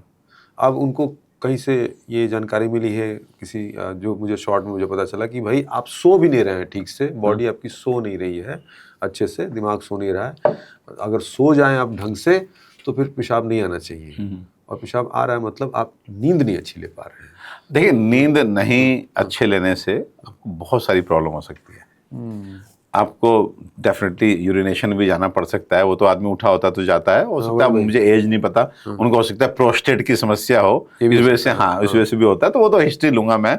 लेकिन नींद नहीं पूरी होने से सबसे अधिक जो आज के टाइम पे, एक तो ब्लड प्रेशर की समस्या, दूसरा आपका दिमाग, आपकी मेमोरी जो है, याददाश्त एकदम कम होती जाएगी। आप जितना कम सोएंगे आपकी मेमोरी उतनी जाएगी। एंड नंबर 3, अगेन सबसे इंपॉर्टेंट सिस्टम हमारा डाइजेस्टिव सिस्टम, वो स्लगिश हो जाता है। आप जानते हैं सारा खाना ही हमारा रात में पचता है जब हम सोते हैं। पूरे बॉडी से एक्टिविटीज हट गई, सारा का सारा blood supply towards digestive system, और उस समय डाइजेशन होता है। तो इसलिए आपने बहुत लोगों को सुना होगा, रात में सोए नहीं तो सुबह कॉन्स्टिपेशन मिला उनको। Maximum digestion takes place at night, जब हम सोते हैं। तो इसलिए 6 से 7 घंटे, मैं तो 6 घंटे इसलिए कि मैं खुद कम सोने वाला व्यक्ति हूँ, डर के बोल रहा हूँ, लेकिन जिसको सौभाग्य है 7 से 8 घंटे सोने का, वो बहुत बहुत खुश रहेगा। मेडिसिन वाली बात हम करेंगे, उससे पहले जरा एक और मैं चीज इसी से जुड़ा हुआ डाल दूं कि डाइजेशन की बात आप कर रहे हैं, इसका भी कनेक्शन है शुगर से, कोई डायरेक्ट इनडायरेक्ट? अरे डायबिटीज तो अपना में मेटाबॉलिक डिजीज ही है ना, तो डाइजेशन का तो बहुत बड़ा रोल है। अगर आपका डाइजेस्टिव सिस्टम ठीक नहीं है, मैंने क्या बोला, पैंक्रियाज सबसे सेंट्रल में है ना, तो पैंक्रियाज ही डाइजेस्टिव एंजाइम पैदा कर रहा है, पैंक्रियाज ही इंसुलिन पैदा कर रहा है। तो एक ही तो ऑर्गन है, अगर आप उस ऑर्गन को डैमेज करेंगे तो एक तरफ से आप इंडाइजेशन, दूसरी तरफ से आप डायबिटिक पेशेंट बनना ही बनना है। तो ये तो दोनों भाई हैं, एक ही माँ के जने हैं ना। एंजाइम्स डाइजेस्टिव सिस्टम का आधार, इंसुलिन डायबिटीज कंट्रोल करने का आधार, माँ का नाम पैंक्रियाज। तो आप कैसे मान लेंगे एक माँ के जने 2 लोग हैं और आप एक को पकड़ लें गले से और दूसरा खुश रहे? नहीं। तो आप डाइजेस्टिव सिस्टम का सही रहना मैंडेटरी है जी। अब आते हैं बात, थोड़ा सा ये बताइए सर कि जो हमारी बात रह गई थी कि क्या मतलब जो ये सारी चीज़ें हैं वो तो ज़रूरी हैं जो आप बता रहे हैं, साथ में क्या मेडिसिन भी आयुर्वेद लेके चलता है? सर मैं ये कहता हूँ कि हर डायबिटिक पेशेंट को अपने एलोपैथिक जो भी एंडोक्राइनोलॉजिस्ट है, जो भी डायबिटोलॉजिस्ट है, उसके साथ आयुर्वेदिक डॉक्टर को जरूर रखना चाहिए। अच्छा, हाँ, ये दोनों और साथ चल सकता है? बिल्कुल साथ चल सकते हैं, बिल्कुल साथ चल। अरविंद जी आप जान लीजिए एक बात कि जो डायबिटीज है उसको अनुषंगी कहा गया है आयुर्वेद में। क्या कहा गया? अनुषंगी मतलब अनुषंगी का मतलब सबको साथ लेके चले। एक बार वंस यू आर डायबिटिक ना, तो डायबिटीज ब्लड प्रेशर को बोलते हैं आ जाओ आपके आँख में रेटिना को बोलेगी आ जाओ, जाओ, डायबिटिक रेटिनोपैथी। नर्व्स को बोलेगी आ जाओ, आ जाओ, डायबिटिक न्यूरोपैथी। किडनी को बोलेगी आ जाओ, आ जाओ, डायबिटिक नेफ्रोपैथी। सारे अंग प्रभावित। हर अंग प्रभावित करती है डायबिटीज। साइलेंट किलर है, अनुषंगी है। शब्द चरक में दिया, अनुषंगी। अनुषंगी चरक का शब्द है कि सबसे वो पहले बीमारी किसको प्रभावित जो करती सबको, वंस यू आर डायबिटिक, हाँ। आपका वो डायबिटीज आपके शरीर में हर ऑर्गन को बुलाएगी। आप देखिए नेफ्रोपैथी इतनी कॉमन है, किडनी खराब हो जाती है उन लोगों की। ये डिपेंड करता है कि या सारे अंगों को बुलाएगी या फिर पहले किसको ऐसा कुछ कहा जा सकता है कि नहीं, पहले देखिए इन जनरल हमें जो देखने को मिलता है कि आप डायबिटिक पेशेंट को बोलेंगे तो जब जिनको 10-15 साल 20 साल हो गए, किडनी में कुछ ना कुछ प्रॉब्लम शुरू हो जाएगी, चाहे उनको पता लगे ना लगे, हो जाएगी। आंखों से फिर कम उनके दिखना। नर्व्स में वो बोलेंगे कि साहब हमको बहुत टिंगलिंग सेंसेशन रहता है, पैरों में झंझनाहट रहती है, पैरों में जलन रहती है, सोल्स हमारे एकदम जैसे बर्न हो कर रहे हो, इस तरह से जलते हैं, तो वो न्यूरोपैथी शुरू हो जाती है। ऐसी आंखों में उनका धुंधलापन वगैरह, रेटिनोपैथी शुरू होती है। तो बेसिकली सिम्टम सारे आते हैं। सेक्सुअल पावर खत्म हो जाती है, बॉडी की स्ट्रेंथ वैसे खत्म हो जाती है, दुनिया भर के कॉम्प्लिकेशन डायबिटिक पेशेंट को आते हैं। लेकिन सौभाग्य यह है कि अगर डायबिटिक पेशेंट वो केवल अपनी इंग्लिश मेडिसिन के माध्यम से शुगर को न्यूट्रलाइज कर रहा है, अपनी बड़ी शुगर को, उसके साथ में आयुर्वेदिक भी जोड़ ले, तो उसकी अंग्रेजी मेडिसिन नंबर 1 वो कम हो जाएंगी। डेफिनेटली ये तो हम मानते हैं कि वो असेंशियल मेडिसिन तो हैं, लेकिन जितना डायबिटीज के साइड इफेक्ट है उतना ही एंटी डायबिटिक मेडिसिन के भी तो साइड इफेक्ट हैं। वो भी तो चक्कर है। तो आप किसी तरह से अगर नेचर को माध्यम बना के, अरे भाई हल्दी आंवला खा करके अगर आपकी शुगर कंट्रोल रहते तो क्यों केमिकल खा रहे हो भाई? एंड हल्दी आंवला अपने आप में ऐसा रसायन है जो मैं सदैव बोलता हूँ Arvind ji, every diabetic patient, चाहे वो बच्चा हो चाहे वो बूढ़ा हो, चाहे वो टाइप 1 का पेशेंट हो चाहे वो टाइप 2 का पेशेंट हो, चाहे वो आईडीडीएम का पेशेंट हो चाहे एनआईडीडीएम का पेशेंट हो, चाहे वो कंजेनाइटल हो चाहे वो हेरिडिटरी हो चाहे वो अपथ्यज हो, उसके दिन की शुरुआत आंवला हल्दी से होनी चाहिए। अमृत है उसके लिए। अच्छा, ईश्वरीय प्रसाद है वो डायबिटिक पेशेंट के लिए, आंवला हल्दी कॉम्बिनेशन। हल्दी कच्ची वाली या कोई भी? नो, घर की किचन वाली हल्दी, घर में बनाइए ना। ठीक है। आप बराबर मात्रा में हल्दी और आंवले को मिला लीजिए, तो इसे हमारे यहाँ आंवला निशा योग बोला जाता है। अच्छा, तो आप आंवला लीजिए, आंवला पाउडर कहीं से भी ले सकते हैं, ठीक है। हल्दी घर की किचन की, वो भी कोशिश कीजिए असली हो, रंग रूंग चढ़ी हुई ना हो, आप लीजिए एक बार, क्योंकि हल्दी का जो कुर्कुमिन है उसका एब्जॉर्प्शन होता है फैट के साथ। जैसे हम अपने पेशेंट को बोलते हैं, हल्दी को एक बार जैसे पंजीरी बनाते हैं तो थोड़ा सा घी डाल करके एक बार फ्राई कर लीजिए, वो गीली ना हो, सूखी रहे लेकिन घी में फ्राइड हो जाए एक तरह से। और आपने उस पाउडर को और आंवले पाउडर को बराबर मात्रा में मिला लिया। अब इसका आधा चम्मच जो है सुबह खाली पेट, और 2 गोली चंद्र प्रभावटी किसी भी कंपनी की आप ले लीजिए, ये सुबह खाली पेट आप लेना शुरू कर दीजिए। उसके बाद आप जो मर्जी खाइए पीजिए। आपको आयुर्वेद पे विश्वास है नहीं विश्वास है, उसे किराए रखिए ना। आंवला कोई बहुत बड़ा, इसको आप सर्टिफिकेट की, आपके सर्टिफिकेट की आवश्यकता नहीं है आंवले को। तो हल्दी आप रोज खाते ही हैं, ठीक है। तो ये जो ये दोनों चीजें हैं, आंवला हल्दी को पाउडर, आप जानते हैं सबके पीछे वैज्ञानिक आधार है अरविंद जी। आप जब डायबिटिक पेशेंट होते हैं, आपने देखा होगा गैंग्रीन तक हो जाता है लोगों को, बॉडी में सेप्टिसीमिया हो जाता है, कहीं ना कहीं आप इन्फेक्शन के उसमें रहते हैं। एंड एक चीज और कि डायबिटीज जो है अपने आप में एक डिजेनरेटिव डिजीज है, आपको पूरी बॉडी जो है वो डिजेनरेट हो रही है, हर अंग आपका डिजेनरेट हो रहा है। और ऐसे में जब डिजेनरेशन चल रहा होता है, जब आपकी बॉडी क्षय में जा रही होती है, डीके में जा रही होती है, तो एक शब्द आजकल बड़ा पॉपुलर है, एक कैटेगरी ऑफ मेडिसिन जिसे बोलते हैं एंटीऑक्सीडेंट। आप जानते हैं इस दुनिया का अगर आपको बेस्ट एंटीऑक्सीडेंट ढूंढना है, एकदम सेफ, नेचुरल, प्राकृतिक, तो वो एंटीऑक्सीडेंट है आंवला। दूसरा, हम जानते हैं कि बीमारी अपने आप में सेप्टिक नेचर की है। दूसरा, एंटी जो डायबिटिक मेडिसिन है they are also creating toxicity. तो एक हमें जो है एक ऐसा हर्ब हमें सिलेक्ट करनी है, एक ऐसी चीज जो बिल्कुल नुकसान पहुंचाए बिना एंटीसेप्टिक हो। तो antiseptic, natural antiseptic, potent antiseptic is हल्दी। सो कहने का मतलब है एक बीमारी जो शरीर में डिजेनरेशन करती है, नंबर 2 शरीर में सेप्सिस को पैदा करती है, तो उसके लिए आपने एंटीऑक्सीडेंट प्लस एंटीसेप्टिक का एक कॉम्बिनेशन तैयार कर दिया जिसका नाम है आंवला हल्दी योग। घर में बनाइए, चंद प्रभावटी साथ में 2 गोली जोड़ लीजिए, और मैं कहता हूं आपको अद्भुत 1-2 महीने में अद्भुत फायदा ना हो। इसमें मैं एक चीज़ और जानना चाहूँगा कि आपने बोला कि एलोपैथी अंग्रेजी मेडिसिन के साथ इसको चला बिल्कुल ले सकते हैं। सकते हैं। लेकिन मैं ये जानना चाह रहा हूँ, क्या आयुर्वेद का ही सिर्फ हम आश्रय ले रहे हैं, अगर उसकी ही साथ ही चल रहे हैं तो सक्षम है? देखिए, फिर यहाँ पे मैं बताता हूँ अरविंद जी, 2-4 चीजें बड़ी दिमाग खोल लीजिए आप भी, और आज जो हमारा पॉडकास्ट को देख रहे हैं।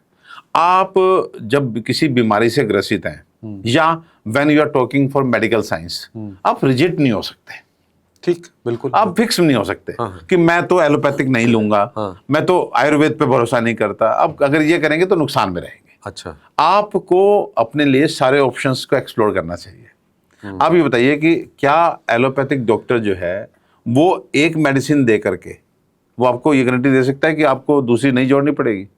नहीं, वो तो जब आप जाते हैं और ये कहते हैं कि साहब मैंने ये मेडिसिन तो खाई जो आपने दी है, लेकिन शुगर लेवल कंट्रोल नहीं चल रहे, वो दूसरी जोड़ता है, और वो जोड़ना भी चाहिए। ठीक। जब आप ये कहते हैं कि 2 मेडिसिन से काम नहीं चल रहा, तो वो तीसरी जोड़ता है। जब आप कहते हैं 3 से भी काम नहीं चल रहा, तो हो सकता है वो बोलता है आप इंसुलिन पे आ जाइए। तो भैया, कमी जो है वो डॉक्टर की नहीं है। अनफॉर्चुनेटली आपकी डायबिटीज और आपकी जो शरीर है वो अब ज्यादा बिगड़ा हुआ है।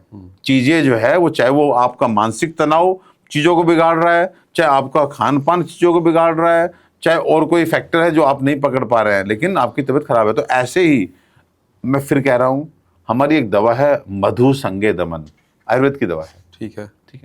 नाम से समझ में आ गया, मधु संगे दमन। जो मधु का संग मिस, जो मधु में डायबिटीज और डायबिटीज के कॉम्प्लिकेशन का दमन कर दे, ये नाम दिया, मधु संगे दमन।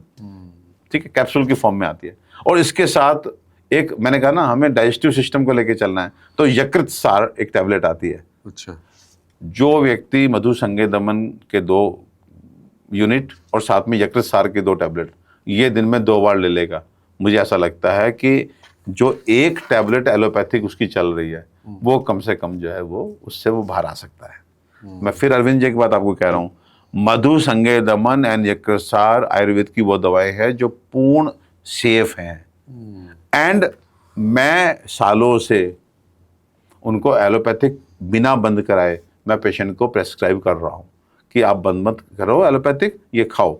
जब आपकी शुगर लेवल डाउन होने लगी तो मैं एलोपैथिक मेडिसिन कम कर दूंगा, या बंद कर पाए तो बंद कर देंगे।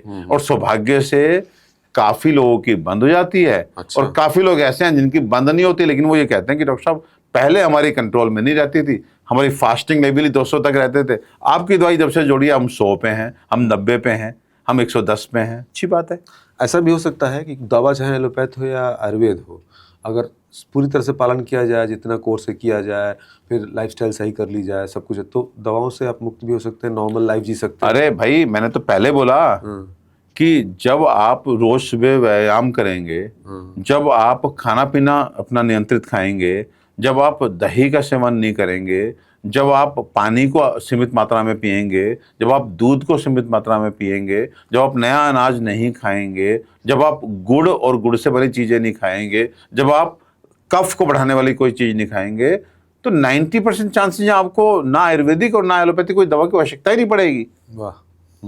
मानसिक तनाव से दूर रहेंगे, ये आपका श्रृंगार है, ये तो मुकुट है कि मानसिक तनाव से दूर रहना है। ये भी एक साइलेंट की रीजन है। ये तो, अरे मैंने आपको बताया, ये तो बड़ा कमाल का रीजन है। बिना मीठा खाए आपको शुगर का पेशेंट बना देता है तनाव। ठीक है, कुछ सवाल है सर, थोड़ा उसको भी कवर करते हैं। आपने खैर बहुत कुछ बताया, बहुत ज़बरदस्त चीज़ें हैं, थैंक यू सो मच। मेरे दर्शकों को इससे बहुत फ़ायदा होगा, कमेंट करके बताइएगा भाई क्या लगा डॉक्टर साहब की बातों से। और एक अरविंद जी और बताते हैं, सब चीजें देखो, टाइम कम होता है।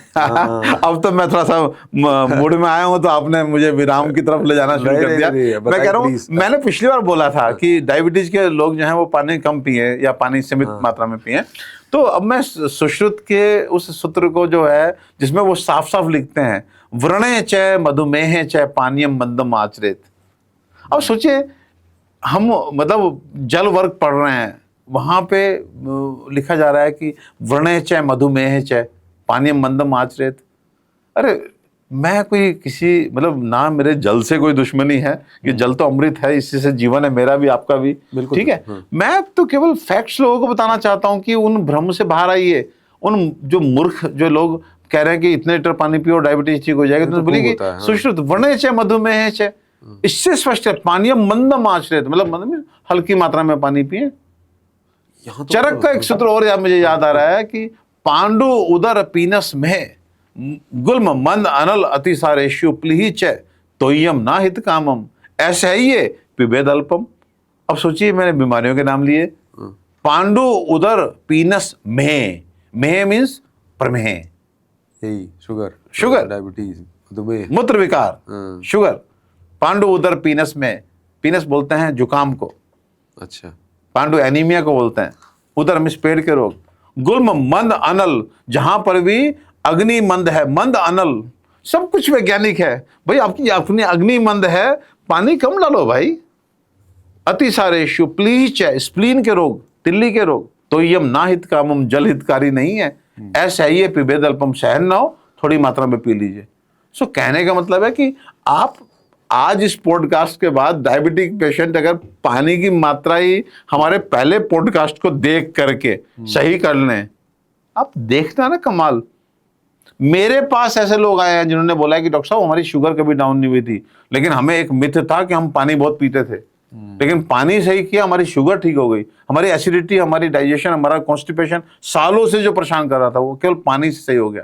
तो आप क्या समझ रहे हैं अरविंद जी, आज आप जो मैसेज दे रहे हैं इस पॉडकास्ट के माध्यम से, अगर लोगों को आपने दही के लिए अवेयर कर दिया, यदि आपने लोगों को गुड़ के मिथ से बाहर निकाल दिया कि गुड़ देसी है वो मत खाइए, नया अनाज के आपने मिथ से बाहर निकाल दिया, आज का पॉडकास्ट आपका सफल है, हमारे बैठना सफल है। और इसमें ये ऐसी चीजें हैं जो मैं जानता हूँ कि बहुत सारे लोगों को नहीं पता है। जैसे पानी के बारे में नहीं पता था, लोगों ने इतना प्यार दिया और उसमें लोगों ने कहा कि हम इसको फॉलो कर रहे हैं और हमें अंतर आया है, लोगों ने कमेंट किया है, मेरे जानने वाले लोग। भाई अरविंद जी, मैं तो ये कहूंगा, मैं इधर व्यूअर्स की तरफ मुंह करके बोलता हूं कि जरूर हमारा पहला पॉडकास्ट आप बहुत ध्यान से अगर एक बार देख चुके हैं, दोबारा देखिए, उसमें बहुत ज्ञान की चीज़ है। मैं लिंक दे दूंगा डिस्क्रिप्शन में, आप ज़रूर देखिएगा। अगर लोग इतना प्यार दे रहे हैं, उस पर कमेंट कर रहे हैं, तो आपको ज़रूर देखना चाहिए। बहुत डिटेल में पानी को लेकर उसमें बातें हुई हैं।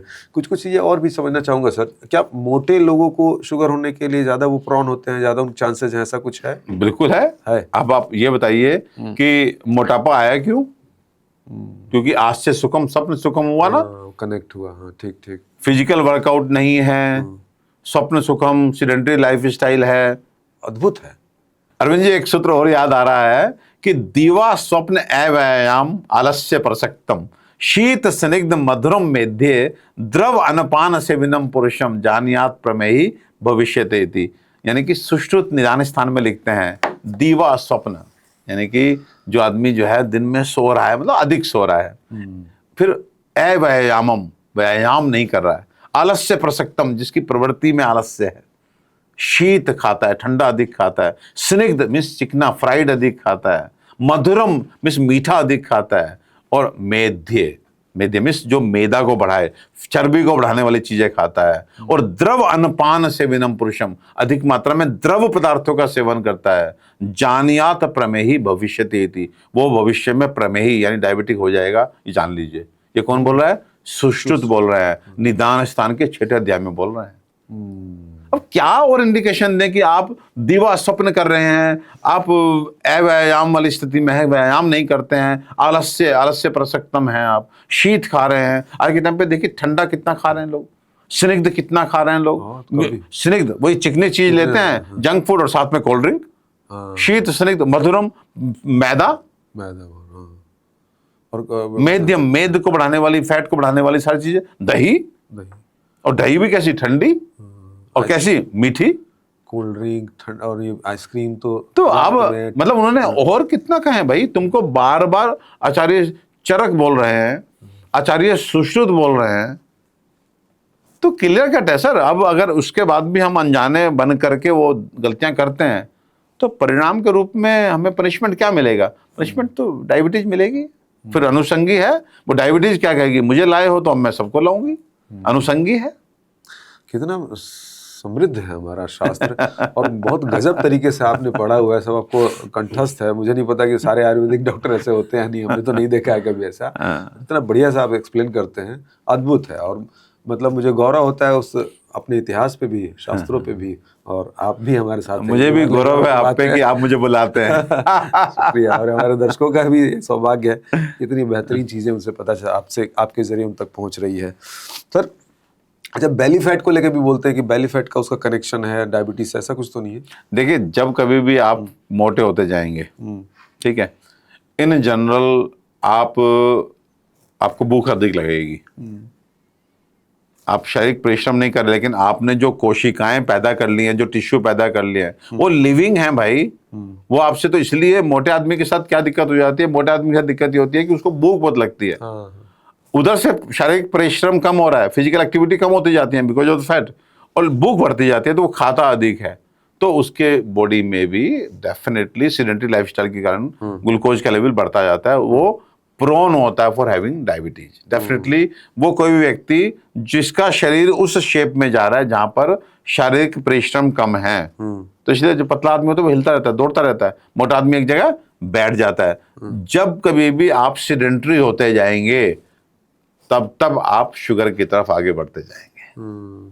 शुगर का मैं देखता हूँ कुछ लोग विकल्प भी वो निकालते हैं। स्टीविया में देखता हूँ, ब्राउन शुगर आ रहा है, गुड़ तो आपने खैर क्लियर कर दिया, वो सब भ्रम है। देखिए, ये शुगर और ब्राउन शुगर तो दूर रखिए, गुड़ भी दूर रखिए। हाँ, स्टीविया जो है वो एक आप नेचुरल स्वीटनर कह सकते हैं, तो हाँ, कम से कम सैकरिन वगैरह जो यूज कर रहे हैं, जो हमारे so called sugar free tablets आ रही हैं, उनको छोड़कर अगर आपको बहुत मीठा करना भी है तो मैं आपको अरविंद जी एक अपने पर्सनल चीज डिस्क्लोज कर देता हूँ आज इस पॉडकास्ट के माध्यम से। लगभग मुझे लगता है कि 10-15 वर्ष पूर्व जो है, मैं और मेरी बेटर हाफ, मेरी Mrs doctor Geetanjali, she is also MD in Ayurveda, तो वो हम साथ बैठे थे। हमने बोला कि यार चीनी कम करते हैं, क्योंकि फिजिकल एक्टिविटी उतनी नहीं हो पाती जितनी होनी चाहिए, तो एटलीस्ट जहां जहां कट मार सकते हैं मारते हैं। तो मैंने बोला कि ओके, फ्रॉम टुडे इटसेल्फ मैं बिना चीनी के चाय पीऊंगा, या दूध पीना है तो बिना चीनी के पीऊंगा। एंड उन्होंने जो है कहा कि नहीं, मैं थोड़ा शुगर फ्री डाल के पीऊंगी। मान गई, लेकिन थोड़ा मानी कि मैं शुगर फ्री डाल के पीऊंगी। अब विश्वास कीजिए अरविंद जी कि आज लगभग मेरे ख्याल से हो गया होगा 14-15 साल इस बात को। आज भी मैं मतलब बिना मीठे के चाय पीता हूँ और वो शुगर फ्री डालती हैं। अच्छा, ठीक है। और जब शुगर फ्री वाली चाय अनफॉर्चुनेटली जैसे एक साथ 2 चाय और मैं एक गुट ले लेता हूँ, तो मुझे वो नहीं भाती। अच्छा, सो कहने का मतलब ये है कि ये 7-10 दिन का होता है बस, जो थोड़ा सा टफ टाइम होता है, इट्स हार्डली 7 to 10 डेज। तो मुझे आज ये लगता है कि अगर ये शुगर फ्री भी केमिकल है, बाद में उसने स्टीविया ट्राई किया, कुछ ट्राई किया, मतलब शी स्टिल ऑन एक्सपेरिमेंटेशन कि क्या मैं डाल लूं, क्या मैं कर लूं। और मैं उस दिन से मस्त हूं, मुझे कुछ डालना ही नहीं है, तो मैं क्या सर्च करूं कि क्या नेचुरल है, क्या आर्टिफिशियल है, कौन सा स्वीटनर ठीक है। सबके डिफरेंट टेस्ट है, वो डिफरेंट उसके साइड इफेक्ट है। कभी आ जाता है सैकरिन जो है कार्सिनोजेनिक है, उस दिन उसकी हालत खराब हो जाती है, फिर वो स्टीविया पकड़ लेती है, फिर स्टीविया में स्वाद नहीं आता तो कभी कुछ ट्राई कर रहे होते हैं। मैं आनंद से अपना जो है बिना चीनी वाली चाय जो है अपना रसा स्वादन करता हूँ, वो उसमें अपना ढूंढती रहती है कि क्या डालूं। वो उस फेज से निकलना जरूरी होता है जो आप निकल चुके हैं, जो अब जानते हैं। और हमारे पिताजी जो हैं, जब हम बचपन में थे तो हम तो मीठा चाय पीते थे, ठीक है, और अच्छी मीठी चाय थी, और पिताजी हमारी हल्की मीठे की पीते थे। तो कभी जैसे होता है, सबके घर में होता होगा, हम बड़ा पर्सनल सा डिस्कशन शुरू कर दिया हमने कि चाय आ गई, पता नहीं लगा कि कौन सा कप पिताजी का है, कौन सा हमारा है। तो कभी फीका जब आता था, हल्का मीठा वाला, तो हम लोगों को बात ही नहीं थी। लेकिन आज सच्ची बात यह है कि हल्की मीठी भी हमें नहीं बाती, क्योंकि अब आदत पड़ चुकी है विदाउट शुगर वाली। तो मुझे पर्सनली ये लगता है कि कोई भी काम टफ नहीं होता, 7 से 10 दिन होता है। आज मीठी चाय मुझे बिल्कुल नहीं भाती, मतलब तो ऐसा बिल्कुल नहीं है। इस पॉडकास्ट के माध्यम से अगर हम ये मैसेज दे सके कि भैया 7 दिन का ये समझ लो कि एक संकल्प लेना है, उसके बाद आपको वो फीकी ही अच्छी लगेगी, आपको स्वाद देगी, मीठी भाएगी ही नहीं। सही बात है। अब जैसे खाने में ही मैं एग्जांपल दूं कि ओवर ईटिंग नहीं करना चाहिए, इसमें कोई दो राय नहीं है, लेकिन लोग कर ही लेते हैं। वो खाना खा रहे हैं, स्वादिष्ट है, भूख लगा हुआ है, फटाफट कुछ ज़्यादा खा लेते हैं। जबकि मुझे लग रहा है कुछ सेकंड का ही है, अगर आप रुक गए तो पूरा संतृप्त हो जाता है उसके बाद। पेट के 4 भाग, 2 भाग सॉलिड, 1 भाग लिक्विड, 1 भाग छोड़िए। हाँ यही और जो जापानी वो जो करते हैं, छोड़ते हैं, छोड़ने वाला वो वही तो वो एयर है जो अग्नि को प्रज्वलित करेगी। हाँ। आपने पूरा कनस्तर ही भर लिया अपना, तो फिर वो वापस से वहां पे अग्नि जलने की तो जगह ही नहीं है ना। आपने लकड़ी भी रखते हैं, हवन में भी कुछ भी रखते हैं, तो कैसे कैसे रखते हैं, हवा के लिए जगह छोड़ के रखते हैं ना। आप हवा के लिए जगह नहीं छोड़ेंगे तो एक के ऊपर एक लकड़ी रख के आप जला सकते हैं क्या? तो आप जो बाहर देख रहे हैं, जो ब्रह्मांड में देख रहे हैं, वही इस पिंड में है भाई। आपको एयर के लिए जगह छोड़नी ही होगी, तभी अग्नि प्रज्वलित होगी। एक बुक है सर, इकिगाई करके, वो उसको वहां दिखाया गया है कि कैसे एक जगह है जहाँ पर लोग ज्यादा जी रहे हैं, तो उसमें एक वजह ये भी बताई गई है कि वहाँ के लोग के कल्चर में है कि थोड़ा जब कम आपको खाते हैं। अरविंद जी ये लगे कि अभी आप और थोड़ा सा खा सकते हैं, जो आपने बात बोली ना, हाँ। कि उस 1 सेकंड में अपने को रोक लो, बस हाँ। तो आप समझ लीजिए कि फिर वो जो भोजन आपने किया ना, वो आपके लिए अमृत बनेगा। फिर वो आपके लिए अमृत बनेगा, आपके शरीर के लिए पोषक बनेगा, आपको गैस, एसिडिटी और कॉन्स्टिपेशन नहीं देगा, आपके शरीर को पोषित करेगा। अगर आपने ये सोच के कि हाँ अभी थोड़ा सा और खा सकता हूँ, और आपने रोक दिया, विराम दे दिया, बस पानी उठाया और ये लो जी विराम, तो समझो हो गया काम। बढ़िया वाला काम हो गया। अब मैं एक चीज और बता दूं, जो पिछली बार एपिसोड में आपने बताया था ना, वो सिप करने वाला, मुहुर वारी पिबेत अबूरी। भाई साहब मैं उसको फॉलो कर रहा हूं अरविंद जी, मजा आ रहा है? बहुत असर है, मजा आ रहा है? बहुत असर है। मतलब आप खाना, पहले तो मैं इसलिए नहीं खा, मतलब बहुत ही मालूम ही नहीं था। हाँ, बहुत साफ बोलिए ना। हाँ, और ये चीज मतलब बहुत ज्यादा वायरल है कि बल्कि जो बच्चे बाय डिफॉल्ट नेचर हमें सिखाती है ना कि वो बच्चे पानी पीते थे, वो मार खाते थे। हाँ, बस वही कह रहा हूँ ना कि बहुत ज्यादा लोग जानते हैं इस बात को कि नहीं, पानी नहीं पीना है खाते वक्त। आप हल्का हल्का जो आप बताए थे पीने में, अब वो क्या मैं कह रहा हूँ ना कि हो रहा है, और खाने का स्वाद भी बढ़ जा रहा है। आप और बताएं आपको, आप ओवर ईटिंग से भी बच जाएंगे। ओवर ईटिंग से भी बच जाएंगे। आप जब खाने को धीरे खाते हैं, आपने 1-2 नवाला 3 नवाला लिया और फिर आप रुके, आपने पानी उठाया, और ये मतलब क्लियर समझना पड़ेगा, और ये बहुत कम है।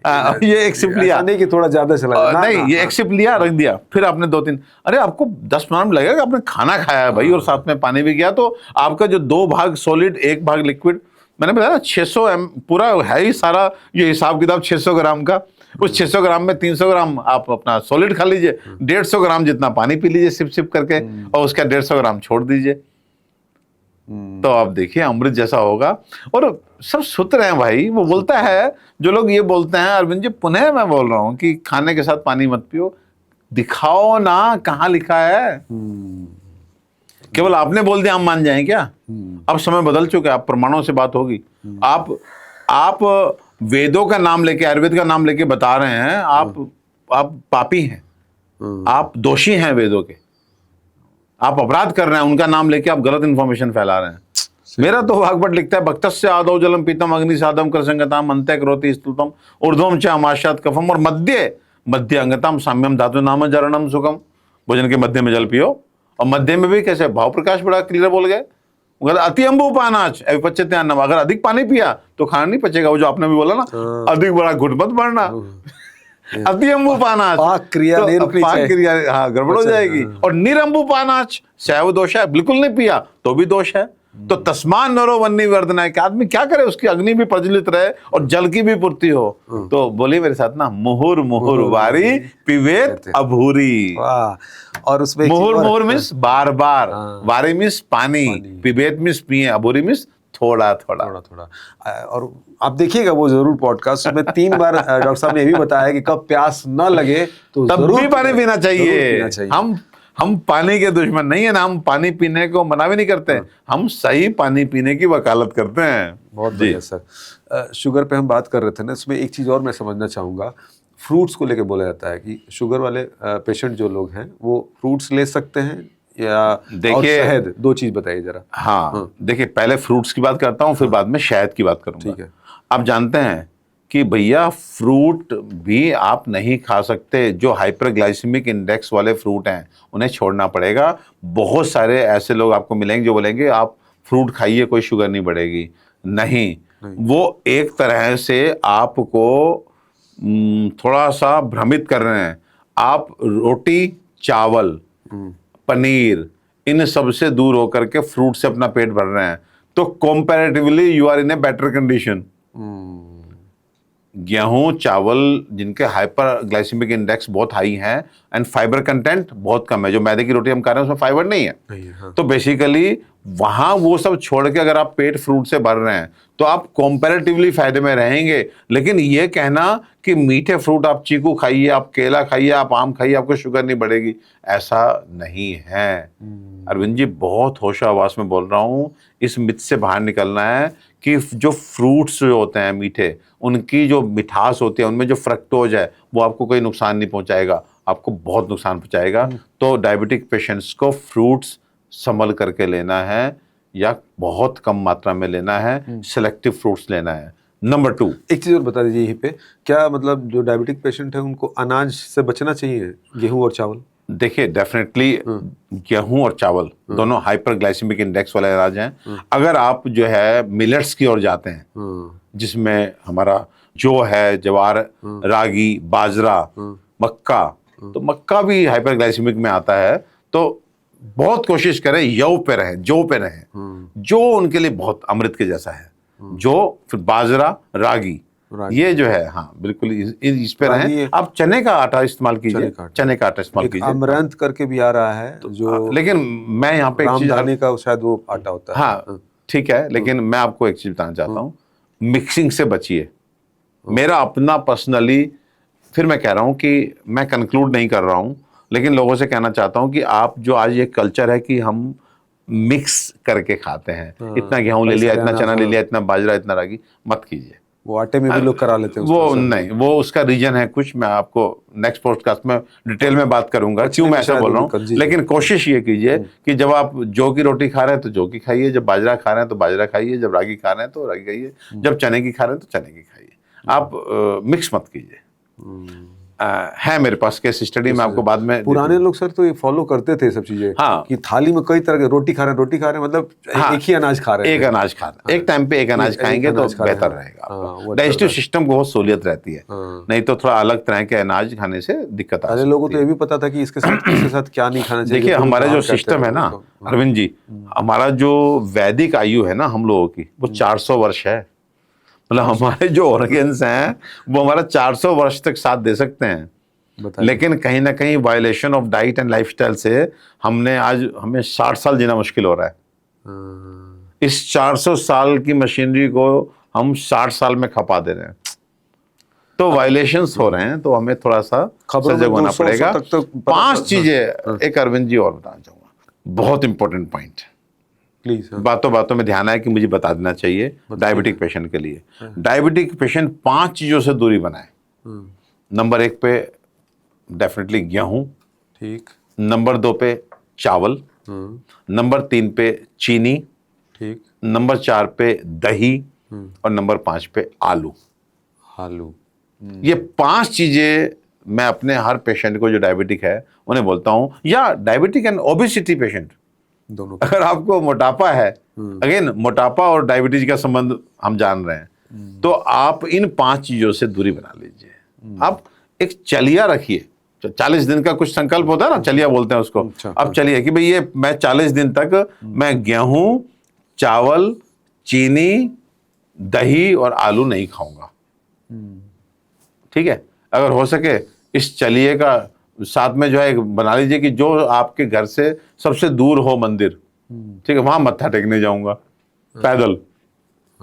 ये जरूरी है, ये बहुत जरूरी है, जो आजकल शहर बिल्कुल कम हो गया है, खत्म। मैं कह रहा हूं कि 40 जो है दिन का ये 5 चीजों का निषेध, और जो शहर का सबसे दूर का मंदिर है वहां पर जो है आपने जा करके पैदल चल के जो है, आप जानते हैं मंदिर जाना जो है, लोगों को आज के टाइम पे पढ़े लिखे लोग ना बोलते हैं कि यहीं से हम कर लेते हैं, भगवान तो सब जगह नहीं। जब आप चल करके मंदिर जाएंगे और वहां जाके मत्था टेकेंगे, भगवान के प्रति आप जो है नतमस्तक होंगे, आप जानते हैं आप ना केवल अपने तन के लिए अच्छा कर रहे हैं, बल्कि मन को भी इतना सुकून और इतना आत्मबल मिलता है कि आपका जो तनाव होता है वो कहीं ना कहीं दूर होता है। कि एक शक्ति, एक ऊर्जा जो पूरी सृष्टि को चला रही है, मैं उसके संपर्क में आ रहा हूं, मैं उसका होता जा रहा हूं। आप मेरे भावों को शायद समझ पाए मैं क्या कहना की कोशिश कर रहा हूँ। जिस व्यक्ति से आपका रोज का मिलना जुलना हो, चाहे वो व्यक्ति जितना बड़ा शख्स क्यों ना हो, ठीक है, आप अधिकार से उससे मांगते हैं। आप अंदर से आपको एक कॉन्फिडेंस होता है कि वो व्यक्ति मेरे साथ है, रोज तो मिलते हैं, कोई दिक्कत आएगी तो मेरे साथ खड़ा होगा। तो उस भगवान जो सृष्टि को चला रहा है, पहले उससे थोड़ा संपर्क तो साधिए। सही बात है। फिर जो विश्वास और जो आत्मबल आपके अंदर आएगा कि भगवान मेरे साथ है, दुनिया गई भाड़ में, वो जो कॉन्फिडेंस है, ये जो स्टेटमेंट आपका दिमाग आपको बताएगा कि रोज तो उसके चरणों में जाके नतमस्तक होता है, वो कैसे भूल जाएगा तुमको। तो ये सब भाव, ये सब बातें, ये एक्चुअली हो सकता है कि हम ना समझा पाए, लेकिन आज के टाइम पे सौभाग्य अरविंद, विज्ञान इसको समझ पा रहा है। बहुत सारी चीजें ऐसी है ना सर जो बनाई गई हैं, एक नियम में बांध दिया गया। मैं फिर कह रहा हूं, जो हमारे बड़ों ने बनाया है, आज हमको रिसर्च की आवश्यकता नहीं है, हमें उस सब ज्ञान जो वैदिक ज्ञान उसे फॉलो करने की आवश्यकता है। हर चीज आप, कोई सवाल तो बोलिए जिसका जवाब आपको भगवत गीता में ना मिले। अद्भुत है। अगर मंत्रोच्चारण के लिए कहा गया है, गायत्री मंत्र का जाप कीजिए, महामृत्युंजय मंत्र का जाप, ये सिद्ध मंत्र है। आप रात्रि में, मैं अपने पेशेंट को बोलता हूं, मैं अपने उन पेशेंट्स को जो इंसोम्निया यानी कि नींद ना आने की समस्या से ग्रसित है, उनको मैं सुप्रज्ञा अर्घ देता हूं। आपने तो हाँ, अरे वो तो और बहुत बढ़िया, बहुत अद्भुत है। मैं इस पॉडकास्ट में बोल दूं कि सर, पिछली बार आपने लेना शुरू किया था और बिल्कुल आज मैं लाना भूल गया, लेकिन आपने मुझे बोला सुप्रज्ञा जरूर लेके आइएगा। अद्भुत है सर, जब से आपसे मिला हूं, कुछ कुछ ये तो ऐसी चीजें जिंदगी में जुड़ी हैं, मतलब मैं खुद ही, और यही वजह है कि मैं खुद चाहता था कि एक बार फिर से आप आइए और अद्भुत ज्ञान का जो है सुप्रज्ञा। अब जानते हैं, आज मेरे पास एक सज्जन आए जिन्होंने मेरे क्लिनिक पे आज सुबह, तो नाम लेना उचित नहीं है, बहुत बड़ी पर्सनालिटी है, मैंने आपसे जिक्र कर दिया, गाड़ी में आते वक्त आपने बताया था। तो 25 वर्ष बाद उन्होंने कहा कि मैं आज जो है बच्चों की तरह नेचुरल स्लीप सोने लगा हूं जब से मैंने आपका सुप्रज्ञा लिया। नहीं तो पहले मैं नकली नींद सोता था। वो उन्होंने शब्द का इस्तेमाल किया, नकली नींद सोता था। उसमें सर क्या ऐसी चीजें हैं कि मैं भी फील कर रहा हूँ कि मतलब एक फर्क दिख रहा है। क्या आयुर्वेदिक चीजें हैं सब उसमें? देखिए, सब आयुर्वेदिक हर्ब्स हैं। अच्छा, अश्वगंधा है, जटामांसी है, मुनक्का है, अर्जुना है, हरड़ है, तो मुझे लग रहा है तो सबको लेना चाहिए। आज के सबको शहरी मैं कह रहा कि आप सुप्रज्ञा अर्क और कैप्सूल, जो मैंने पिछला बोला था कि आप लेना शुरू कीजिए। आप कहिए कि मैं ठीक हूं, तो मैं 15 दिन बाद आपसे पूछूंगा कि तब ठीक थे कि अब ठीक हो। एक्चुअली हम लोग कॉम्प्रोमाइज कंडीशन में जीना सीख जाते हैं, हमारी बॉडी ना अडेप्ट कर लेती है। अब तो इतनी एनर्जी है, अब तो 50 साल के हो गए, इसलिए कहाँ भाग के जीना चढ़ सकते हैं? अरे नहीं भाई, तुम चढ़ सकते हो। ये जो तुम्हारी कमजोरी है, ये इसको काउंटर किया जा सकता है अगर आप फिर से जड़ी बूटियों की शरण में चले जाएं, फिर से आप प्रकृति की गोद में बैठ जाएं जाके। हम अपने को अरविंद जी खुद बूढ़ा डिक्लेयर करते हैं, कोई दूसरा नहीं करता, और फिर उसको पहले डिक्लेयर करते हैं और फिर उस कमजोरी के साथ आगे का जीवन जीना शुरू कर देते हैं। जिनको नेचुरल स्लीप नहीं आती, या जिनको लगता है कि खुशी नहीं होता, मोटिवेशन नहीं है, अरे भाई सुबह 9-10 बजे अरविंद जी एसी चैम्बर में जाके बैठ जाते हैं, रिवॉल्विंग चेयर पे ऐसे ऐसे करके काम कर रहे होते हैं। 6 बजे तो जब मन होता है कॉफी मंगाते हैं, जब मन होता है कोल्ड ड्रिंक मंगाते हैं, जब मन होता है जैसे मर्जी बैठ जाते हैं। 6 बजे ऐसा क्या हमने परिश्रम कर लिया कि हम जो है उसके बाद एकदम थक गए और इरिटेट हो गए और हम किसी से बात नहीं कर रहे?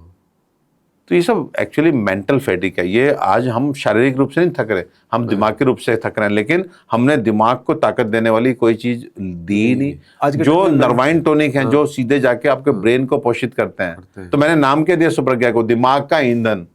अच्छा, उस पे लिखा है दिमाग का ईंधन, दिमाग का ईंधन ना, तो दिमाग में ईंधन डालिए, फिर देखिए कैसे दिमाग चलता है। आज के टाइम में मुझे लग रहा है मेंटल हेल्थ के प्रति भी लोगों को बहुत ज्यादा अवेयर होने। मैं तो कहता हूँ अगला जो आपका पॉडकास्ट अगर आपको लगे लोगों की डिमांड रहे, मैं आऊंगा, हम मेंटल हेल्थ पे बात करेंगे। बताइएगा कि आप लोगों को अगर लगता है कि इस पे बात होनी चाहिए, जैसे मैंने शुरू में ही बोला, ये आपकी वजह से ये पॉडकास्ट हो रहा है। आप कमेंट में जाकर देखिए, शुगर को लेकर बहुत लोगों ने रिक्वेस्ट किया है और हम कर रहे हैं, और जो मिल रहा है ना आपको, वो आप समझ रहे होंगे। बताइएगा कैसा लगा आपको, इसमें कुछ अगर डाउट हो, कोई कहीं से कुछ अगर आप कॉन्ट्रडिक्टरी बात भी करना चाहते हैं तो मोस्ट वेलकम। हम तो तैयार हैं, लेकिन हम एक अरविंद जी कहेंगे, मेरे को गाली देने से पहले वहां पॉडकास्ट पे कमेंट में आप अपना रेफरेंस जरूर देना कि ये डॉक्टर गलत बोल रहे हैं, देखो ये चरक ये लिख रहे हैं, सुशित ये लिख रहे हैं। लेकिन लोग केवल गाली देके भाग जाते हैं। ऐसे आज एक कमेंट आया था, मैंने रिप्लाई भी किया उस हाँ, पर। हाँ। आपको लेके बोल रहे थे, मैंने कहा भैया वो ऐसा नहीं है कि वो कोई भी आ रहा है और किसी को भी बिठा ले, ऐसा नहीं है। वो एमडी डॉक्टर हैं, बीएमएस हैं, 15-16 साल उन्होंने दिल्ली के टॉप मतलब हॉस्पिटल में उन्होंने सर्विस दी। मैं तो कह रहा हूँ कि वो सब ठीक है, लेकिन पॉडकास्ट थोड़ा मत देखिए, पूरा देखिए। पूरा देखिए नहीं, विद रेफरेंस आई है ना, रेफरेंस है। हाँ, किसी को आप कहते हैं आप गलत हैं और कह के भाग जाइए, ये गलत बात है। और जानते हैं अरविंद जी, एक चीज बताना चाहता हूं, आज ये हो सकता है बहुत इररिलेवेंट हो, लेकिन बता रहा हूं, आप ऐसा करके भी पाप कर रहे हैं, क्योंकि एक सही जानकारी को जो फैल रही है आप उसमें बाधा बन रहे हैं, लोगों के दिमाग में आप सस्पिशन, डाउट पैदा कर रहे हैं, ये कह करके आप तो भाग गए कह करके। ठीक है, तो ऐसा नहीं करना चाहिए। अगर आपके पास रेफरेंस नहीं है तो आपको किसी को भी गलत कहने का राइट नहीं है। सही बात है। पुरानी चीज़ों की आप बात हम लोग कर रहे थे, उपवास की उसमें एक चर्चा होती है, वो इससे डायबिटीज़ को लेकर हेल्पफुल है या बस? बहुत हेल्पफुल है। आप उपवास करके क्या करते हैं, बेसिकली उपवास का मतलब होता है कि आपने उस दिन कम खाया। हाँ, ठीक है, आज वाला उपवास नहीं जो दिन में थोड़ा फ्रूट चलता रहा और शाम को उपवास की जो थाली नहीं थाल आता है। अरे बाप रे, आजकल तो कंपनियां भी बड़ी बड़ी, अरे भैया नवरात्रि थाली है ना जी, वो थाली नहीं थाल होता है जी। वो देख के तो मेरे को, जब मैं अपनी बीवी को खाते हुए देखता हूँ तो मुझे लगता है कि मैंने क्यों नहीं फास्ट रखा। एग्जैक्टली, वही मैं कहना चाह रहा हूँ। वो पकोड़े कुट्टू के साथ में हो नॉर्मल खाने से ज्यादा उसमें मुझे लग रहा है कि मैं कह रहा हूँ कि हम तो देख के हैरान होते हैं, हमने क्यों नहीं फास्ट रखा, अब हम फास्ट रखना चाहिए था हमको। तो एनीवे चलो ठीक है, उपवास जो हम रखते हैं तो अरविंद जी उसमें टोटल क्या होता है कि आप अपनी मेटाबॉलिक पावर जो है, जो आपकी फाइटिंग पावर है, वो फायर जो कहीं पे भी जो भी विषाक्त चीज जिसे हम एंटीजन बोल सकते हैं या अनवांटेड मटेरियल जो बॉडी में एनी हाउ पहुंच गया है, उसको वो खा जाए, उसको न्यूट्रलाइज कर जाए, उसको स्पेयर करते हैं। तो बेसिकली फास्टिंग जो है वो बॉडी को डिटॉक्स करने का सबसे अच्छा और सबसे साधारण तरीका है। अगर आप हफ्ते में एक दिन, देखिए फिर वही बात अरविंद, आज हम बातें कुछ पुराने जमाने की याद नहीं कर रहे। पहले लोग क्या करते थे, पहले लोग फास्ट, उन्होंने कहा फास्ट करो। अच्छा, इतने समझदार थे वो, हमारे जो दाढ़ी वाले ऋषि मुनि होते थे ना, वो बहुत बड़े वैज्ञानिक होते थे, और वैज्ञानिक नहीं मनोवैज्ञानिक भी होते थे कि सबको भोले भंडारी पसंद नहीं आएंगे। सत्य। हाँ, किसी को भोले भंडारी से आशीर्वाद लेना कि शादी करनी है, किसी को हनुमान जी जैसा बल चाहिए, किसी को अपना गुरु अच्छा करना है, किसी को शनि से डर लगता है, तो किसी को रवि जैसा तेज चाहिए। तो उन्होंने कहा कि भैया सुनो, तुम सोमवार फास्ट रख लो शिव जी के नाम का, मंगलवार फास्ट रख लो हनुमान जी के नाम का, गुरुवार को साहब गुरु देवता को पसंद कर लो, शनिवार को तुम्हारे सारा शनि कट जाएगा, शनि को रख लो, किसी को बोला तुम रवि को रखो। सबको कहा कि तुम्हें जो पसंद हो, शुक्रवार को मां संतोषी के नाम पे रख लो। मतलब कहने का मतलब तुमको जो दिन पसंद हो, जो देवता तुमको पसंद है, सिलेक्ट। शिव जी चाहिए, हनुमान जी चाहिए, सूर्य देव चाहिए, मां संतोषी चाहिए, वो पसंद करके उस दिन फास्ट कर लो। उनका पर्पज एक ही था, केवल पर्पज कि एक दिन फास्ट कर लो, हैं, और जिससे जो कचरा इकट्ठा हुआ है शरीर में, उस दिन आपकी जो फायर, आपकी जो मेटाबॉलिक पावर है, वो उसे न्यूट्रलाइज कर दे, उसे आगे सड़ने ना दे, आगे बड़ी बड़ी बीमारियों का बीज ना बनने दे। तो आप साथ साथ सफाई करते थे उस दिन फास्ट रख करके। बताइए, मतलब एक नियम बना दे, बहुत डिटेल में नहीं गए कि क्या कि अरविंद जी, लेकिन हाँ, मैं आपसे एक बात पूछता हूँ, आपकी मिसेज, ठीक है, वो 5 दिन के लिए बाहर जाती हैं और आप बाहर का खाना नहीं खाते हैं, तो वो फ्रिज आपके पास बहुत अच्छा है, तो 5 दिन के लिए सब्जियां बना बना के आपके फ्रिज में रख देती हैं।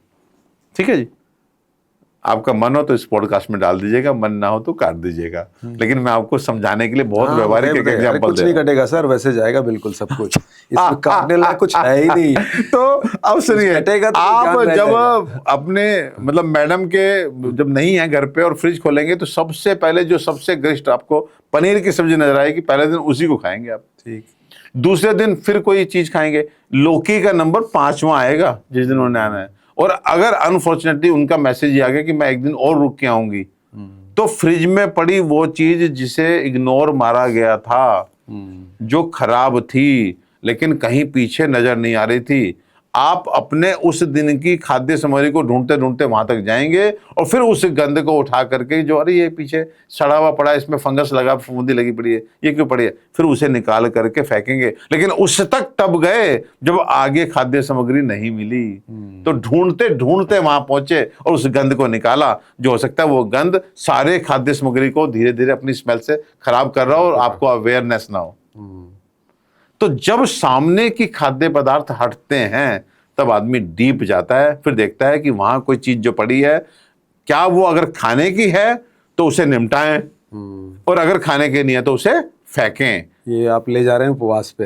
अब देखिए, अगर आपने उपवास किया, मतलब खाने की चीज नहीं डाली पेट में, तो फायर घूमने निकलती है और उसे कहीं पे खाने की चीज मिलती है रुकी हुई जो पीछे पड़ी है, तो वो देखती है कि क्या मैं इसे डाइजेस्ट कर सकती हूँ, तो वो डाइजेस्ट कर देती है, और नहीं तो फिर आपको डायरेक्शन देती है कि पंचकर्म के माध्यम से, शोधन के माध्यम से उसको, अब वो टॉक्सिक चीजें उसको बाहर निकालो। तो अगर बॉडी को डिटॉक्स करना है तो ये जल माध्यम नहीं बनेगा, माध्यम बनेगी या तो फास्टिंग और या फिर पंचकर्म द्वारा शोधन क्रिया। डायबिटीज से बचने के लिए सर, अगर मैं आपको बोलूं कि कोई सिर्फ 3 आदतें बताइए तो वो कौन सी होगी जो इम्पोर्टेंट? वैसे तो बहुत सारी चीजें होंगी, लेकिन मुख्य 3 आदतें कौन सी है जिससे बचनी चाहिए? अपना खान पान ठीक कर लो, अपनी लाइफस्टाइल ठीक कर लो, और तनाव से दूर रहने का जितने हो सके कोशिश कीजिए। ठीक है, बढ़िया सर। कुछ सर शॉर्ट क्वेश्चन है, थोड़ा उस पर भी बात कर लेते हैं। हाँ प्लीज। डायबिटीज को लेकर सबसे बड़ा मिथक क्या है आपके हिसाब से? बहुत सारे लोग आपने टैकल किया होगा, देखा होगा, सबसे बड़ा मिथक आपके हिसाब से क्या है? ऐसा लगता है लोगों को जैसे डायबिटीज अपने आप आ जाती है। डायबिटीज हमेशा बुलावे पे आती है। ये बहुत ही नाइस है, ठीक है। जब आप गलत खान पान खा करके, खूब बढ़िया से शारीरिक परिश्रम और योग, घूमना, स्पोर्ट्स एक्टिविटी से दूर जा करके, खूब सारा मानसिक तनाव लेकर के जब इसे इनवाइट करते हैं, ये तब आती है केवल। ये अपने से बहुत कम कंडीशन है डायबिटीज बिना बुलावे के आती है, अदरवाइज डायबिटीज हमेशा बुलावे के साथ ही आती है। शहद पे बात रह गई थी, उसको मैं यहाँ जोड़ रहा हूँ। शहद चीनी से बेहतर है, ऐसा है क्या? एकमात्र मीठा जो डायबिटिक पेशेंट खा सकता है, जो वास्तव में मीठा होकर भी मधुमेह का दुश्मन है, वो मधु है। तो अगर किसी डायबिटिक पेशेंट को मीठा खाने का मन है तो उसके लिए ऑप्शन है मधु, यानी कि शहद। वाह, बढ़िया। क्या ब्राउन शुगर और सफेद चीनी, इन दोनों में से कोई एक चुनना हो तो डायबिटिक पेशेंट क्या चुने? कोई भी ना चुने। मैं सोच रहा था कुछ तो आप बोल रहे, थोड़ा आप भी सोच रहे थे। नहीं, मैं सोच रहा था कि अरविंद जी शायद मजाक कर रहे हैं कि ब्राउन शुगर और शुगर में से कौन सी चुने, तो मैं चीनी भाई नहीं, मैं नहीं चुनूंगा, मैं नहीं रिकमेंड करूंगा कुछ भी। ठीक है, मेरे लिए दोनों, एक गोरी एक सांवली है, लेकिन दोनों चीनी है। ठीक है। डायबिटिक जो पेशेंट है उसको फल खाने चाहिए या नहीं खाने चाहिए? मैं फिर कहा, हाइपरग्लाइसेमिक इंडेक्स वाले फल स्पेसिफिकली नाम लेके बोल रहा हूँ। आम हो गया, केला हो गया, चीकू हो गया, या जितने ये जूसी फ्रूट्स होते हैं जैसे अंगूर वगैरह, इनको नहीं खाना चाहिए। हाँ, आप पपीता ले सकते हैं, आप सेब ले सकते हैं, आप अमरूद ले सकते हैं, आप नाशपाती ले सकते हैं, आप बगुगोशा ले सकते हैं। आप थोड़ा सा एक मिथक दूर करता हूँ, अच्छा, जामुन को बहुत कम मात्रा में लेना है। अच्छा। बहुत सारे लोग ये मान के चलते हैं कि जामुन डायबिटीज के लिए अच्छा होता है। भैया, जामुन का फल डायबिटीज, क्योंकि वात कारक है, वो शुगर को बढ़ा देगा, आपको और कॉम्प्लिकेट कर देगा। तो जामुन का फल नहीं, जामुन की गुठली जो होती है वो डायबिटिक पेशेंट के लिए अच्छी होती है। तो गुठली, फल खिलाइए पड़ोस में, उनसे गुठली वापस ले आइए और पीस करके वो खाइए आप। अच्छा, मैं वही सोच रहा था कि वो जामुन का फल जो है वो डायबिटिक पेशेंट को बहुत सीमित मात्रा में खा सकते हैं, लेकिन अधिक मात्रा में, क्योंकि मैंने देखा अक्सर डायबिटिक पेशेंट जो जामुन आता है तो खूब सारा खाते हैं कि हम शायद अपनी बीमारी को मतलब कंट्रोल करने के लिए बड़ा मदद करेगा। नहीं भैया, जामुन का फल नहीं, जामुन की गुठली फायदा करती है, उसका पाउडर। एलोवेरा को भी बोला जाता है, सब मुझे ध्यान है। एलोवेरा भी क्या डायबिटीज में फायदा है क्या? एलोवेरा जो है आपके मेटाबॉलिज्म को अच्छा करती है, तो indirectly if your metabolism is good तो डेफिनेटली डायबिटीज जो है वो थोड़ा सा कंट्रोल करने में मदद मिलेगी। लेकिन आप एलोवेरा को भी छोड़ दीजिए, मत पड़िए इन चक्रों में। अच्छा, ठीक। अरविंद जी देखिए, फिर स्पष्ट बोल रहा हूँ, बहुत स्पष्ट, हर डायबिटिक पेशेंट को चाहे वो टाइप 1 का हो, चाहे वो टाइप 2 का हो, वो चाहे IDDM हो, चाहे वो NIDDM हो, चाहे वो जुवेनाइल ऑनसेट डायबिटीज से पीड़ित हो, चाहे वो मैच्योरिटी ऑनसेट डायबिटीज से पीड़ित हो, उसको आंवला और हल्दी का आधा चम्मच और 2 चंद्र प्रभावती की गोली सुबह खाली पेट जरूर खानी चाहिए। इसके अलावा अगर वो आयुर्वेदिक मेडिसिन पे जाना चाहता है, चंद्र प्रभावती और आंवला हल्दी योग को मैं मेडिसिन भी नहीं मानता। मैं कहता हूं ये पार्ट ऑफ डाइट है डायबिटिक पेशेंट के लिए।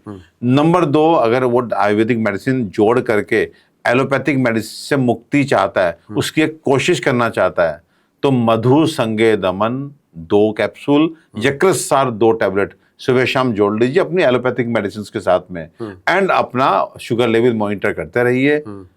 50% चांसेस हैं कि इन 2 दवाओं से आपकी एलोपैथिक मेडिसिन छूट जाए। 50% लोगों की छूट जाती है। इन मेडिसिन को जोड़ने के अरविंद जी 2 पर्पज हैं। नंबर 1, आपकी शुगर को कंट्रोल रखना।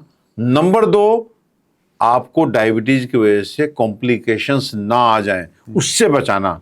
और इन कामों को ये मेडिसिन जिनका मैंने नाम लिए हैं वो बेखूबी निभाती हैं। मैं पिछले 25-26 वर्षों से इनको खूबसूरती से अपने डायबिटिक पेशेंट्स में इस्तेमाल करा के उन्हें खूब फायदा पहुंचा रहा हूं। बहुत बढ़िया सर, एक से एक बातें पता चल रही हैं और मतलब मैं खुद ही दंग हूँ कि बहुत सारी चीज़ें वाकई मतलब लोगों को नहीं पता। बहुत सारे शुगर पेशेंट को मैं भी जानता हूँ और जिस तरह से वो लाइफ दिक्कत कहाँ आती है? दिक्कत तो आती है जहाँ पे ओवर क्लेम्स होते हैं। अब कोई आदमी बोलता है मैंने साहब ये आयुर्वेदिक दवा बना दी है और ये लीजिए साहब, ये देखो आप जो है कमाल कर देगी। अब कमाल नहीं, आयुर्वेद में कमाल चमत्कार ये सब शब्द नहीं है भाई। क्यों जबरदस्ती आयुर्वेद को कह के बदनाम कर रहे हो ये सब? फिर क्या होता है, वो केवल आयुर्वेदिक मेडिसिन लेते हैं, अपनी एलोपैथिक मेडिसिन छोड़ देते हैं। फिर वो लेवल एकदम से आप चले जाते हैं। बदनाम कौन होता है? आयुर्वेद। आपको मैं कह रहा हूं कि जब आप when we talk about the medical science, तो हमको मैकेनिकल साइंस वाला जो होता है ना 2+2=4, उससे बाहर निकल जाना चाहिए। मेडिकल साइंस में यू कांट बी रिजिड। आप कभी भी सख्त तो हो नहीं सकते। मुझे लगता है थोड़ा holistic approach, holistic approach, best approach. And we are fortunate, we Indians are fortunate, we have the best allopathic doctors, we have the best Ayurvedic doctor. Allopath वाले अपना बढ़िया प्रेस्क्राइब करें, आयुर्वेद वाले अपना बहुत सारा। अरविंद जी मैं आपको बताता हूँ, मुझे एक चीज बताइए। जब हमें ये मालूम है कि हर डायबिटिक पेशेंट, ठीक है, वो हाई रिस्क पे है किडनी फेलियर के, वो diabetic nephropathy has become so common, और हर दिन हमें दिखता है कि डायबिटीज था और ऐसा हो गया। आप जानते हैं किडनी और ब्लड प्रेशर का ऐसा संबंध है। आज मैं आपको एक चीज ऐसी बोलने जा रहा हूं जो मैं सोच रहा था नहीं बोलूंगा, लेकिन बोल देता हूं। अभी तक हम ये कंक्लूड नहीं कर पाए हैं कि वास्तव में पैंक्रियाज ही डायबिटीज पैदा करने वाला ऑर्गन है, उसकी डिसफंक्शनिंग, या इसमें किडनी का भी रोल है। क्योंकि प्रमेह जो करके एक शब्द आयुर्वेद में आया है, वो मूत्र विकार हैं, उनका स्थान किडनी है, उनका जनक किडनी है। तो जितनी भी तरह के डायबिटीज, चाहे वो डायबिटीज मेलिटस की बात करें, डायबिटीज इंसिपिडस की बात करें, जो हम 20 तरह के प्रमेह की हम बात करते हैं, तो basically kidney is equally important as pancreas. तो इसलिए ब्लड प्रेशर के पेशेंट को, अगर कोई मेरे पास यूथ आता है, कोई 30 साल का लड़का आ गया, और अगर मेरे पास कोई रेलिवेंट रीजन नहीं है बहुत बड़ा कि इसको ब्लड प्रेशर क्यों आया, तो आज के टाइम पे when you visit some doctor, तो वो आपको एंटी हाइपरटेंसिव मेडिसिन लिख करके भेज देते हैं कि आप ये मेडिसिन खाइए, आपको ब्लड प्रेशर हाई है। लेकिन वो जब पूछता कारण क्या है, तो एक कारण हाइपोथेटिकली बोल देते हैं, टेंशन बहुत लेते हो यार तुम। तो कितना टेंशन लेता होगा 30 साल का लड़का? मतलब अगर कोई बहुत ही बड़ा रीजन सामने नजर आ रहा है तो मैं मान लेता हूँ, लेकिन अगर सो कॉल्ड आज की लाइफस्टाइल में बच्चा जी रहा और कोई बहुत बड़ा ट्रॉमा नहीं हुआ, तो मैं immediately I give medicine for kidney, कि तुम्हारी किडनी ठीक काम नहीं कर रही इसलिए तुम हाइपरटेंसिव हो गए हो, तुम्हारी किडनी सही काम नहीं कर रही इसलिए तुम डायबिटिक हो गए हो। तो इसलिए diabetic patient with anti diabetic medicine, अगर किडनी प्रोटेक्टर जो हमारा संजीवनी क्वाथ है ये साथ में पी ले आयुर्वेद का, तो आप देखिएगा उसको नेफ्रोपैथी कभी जिंदगी में होगी नहीं। बहुत बढ़िया सर। सो कहने का मतलब ये है कि शिलाजीत है, shilajit is a nephroprotective thing. अच्छा, आंवला, अरे सब किडनी को बचाने की शिलाजीत अद्भुत दवा है। शिलाजीत तो बदनाम है। वो तो अब एंटीऑक्सीडेंट के रूप में आंवला है, एंटीसेप्टिक के रूप में हल्दी है। अच्छा। चंद्रप्रभा हमारा यूरोजेनिटल सिस्टम की एक रेजुविनेटर मेडिसिन है जो सदियों से लोग खाते आ रहे हैं। शिलाजीत को लोग मेनली सेक्सुअल डिजीज के लिए वो करते हैं। वो एक रेजुविनेटर है, मिनरल्स से भरपूर एक हमारा जो है प्रकृति की हमारा प्रसाद है, उसको खाना चाहिए। सो कहने का मतलब मोटा मोटा मैं अरविंद जी ये कहना चाहता हूँ कि डायबिटिक पेशेंट को मतलब आयुर्वेदिक डॉक्टर के संपर्क में जरूर रहना चाहिए, और साथ साथ ब्लड प्रेशर के पेशेंट को भी आयुर्वेद के संपर्क में जरूर रहना चाहिए, क्योंकि हम रूट कोज पे काम करते हैं। हो सकता है कि आपको ऐसा लग रहा है कि मेन डिजीज के लिए तो हमें वो मेडिसिन लेनी है, लेकिन वो जो शुगर लेवल का हाई रहना ना, वो छोटी बड़ी तकलीफ है भाई, वो छोटी तकलीफ है। जब उसकी वजह से नेफ्रोपैथी आती है, रेटिनोपैथी आती है, न्यूरोपैथी आती है, वो बड़ी बड़ी कॉम्प्लिकेशंस हैं। आपका पूरा का पूरा सर्कुलेशन जो है पैर का वो कम हो जाता है, जो माइक्रोवास्कुलेचर है वो सब कंस्ट्रिक्ट कर जाता है, ब्लड फ्लो कम हो जाता है पैर में, पैर काटना, एम्पुटेशन करना पड़ जाता है। गैंग्रीन सुना है ना आपने? गैंग्रीन होता है। बिल्कुल। डायबिटिक फुट क्या होता है? ब्लड सप्लाई कम हो गई, वहां पे वो पार्ट पूरा नेक्रोटाइज होने लगा, नेक्रोसिस हो गया। तो आप भाई पहले से आप क्यों नहीं रसादी लेते, क्यों नहीं आप यकृत टैबलेट का सेवन करते जो ब्लड सर्कुलेशन को कम ही ना होने दे? तो basically once you are diabetic, तो आप केवल अपने शुगर लेवल नॉर्मल देख के खुश मत होइए। आप मान के चलिए कि एक कर्टन है वो तो केवल आपका शुगर लेवल नॉर्मल कर रहा है, लेकिन डायबिटीज अंदर से जो है वो दीमक, डायबिटीज के लिए एक वर्ड मैंने बोल दिया, बस अरविंद जी पकड़ लीजिए, डायबिटीज दीमक है, खोखला कर देगी, खोखला कर देगी आपको। अवेयर रहने की जरूरत है। मुझे भी लग रहा था ना कि इस पे बात होनी चाहिए, खूब होनी चाहिए, और अच्छे तरीके से होनी चाहिए। कहीं ना कहीं कुछ तो कमी है, इतने सारे पॉडकास्ट हैं और इतने सारे ज्ञान की बातें हैं, लेकिन फिर भी। लेकिन आप देख लीजिएगा कंपेयर करके, किसी ने वो चीज बताई हो जो आज से, फिर मैं बोल रहा हूँ अरविंद जी, जब भी हम बैठेंगे हम वो चीज बताएंगे, बहुत बड़ी बड़ी बातें नहीं करेंगे, लेकिन आज डायबिटिक पेशेंट कम से कम आज से जो आज पॉडकास्ट देखे वो दही हटा दे। सर कैपिटल बन जा रहा है देश, कैसे, क्या बात है? ऐसे ऐसे लोग बैठे हुए हैं भाई साहब, कहाँ हो आप लोग? कुछ कुछ चीज़ें ऐसा जो मैं पूछना चाह रहा हूँ इसमें, जहाँ गलत होगा आप करेक्ट करिएगा।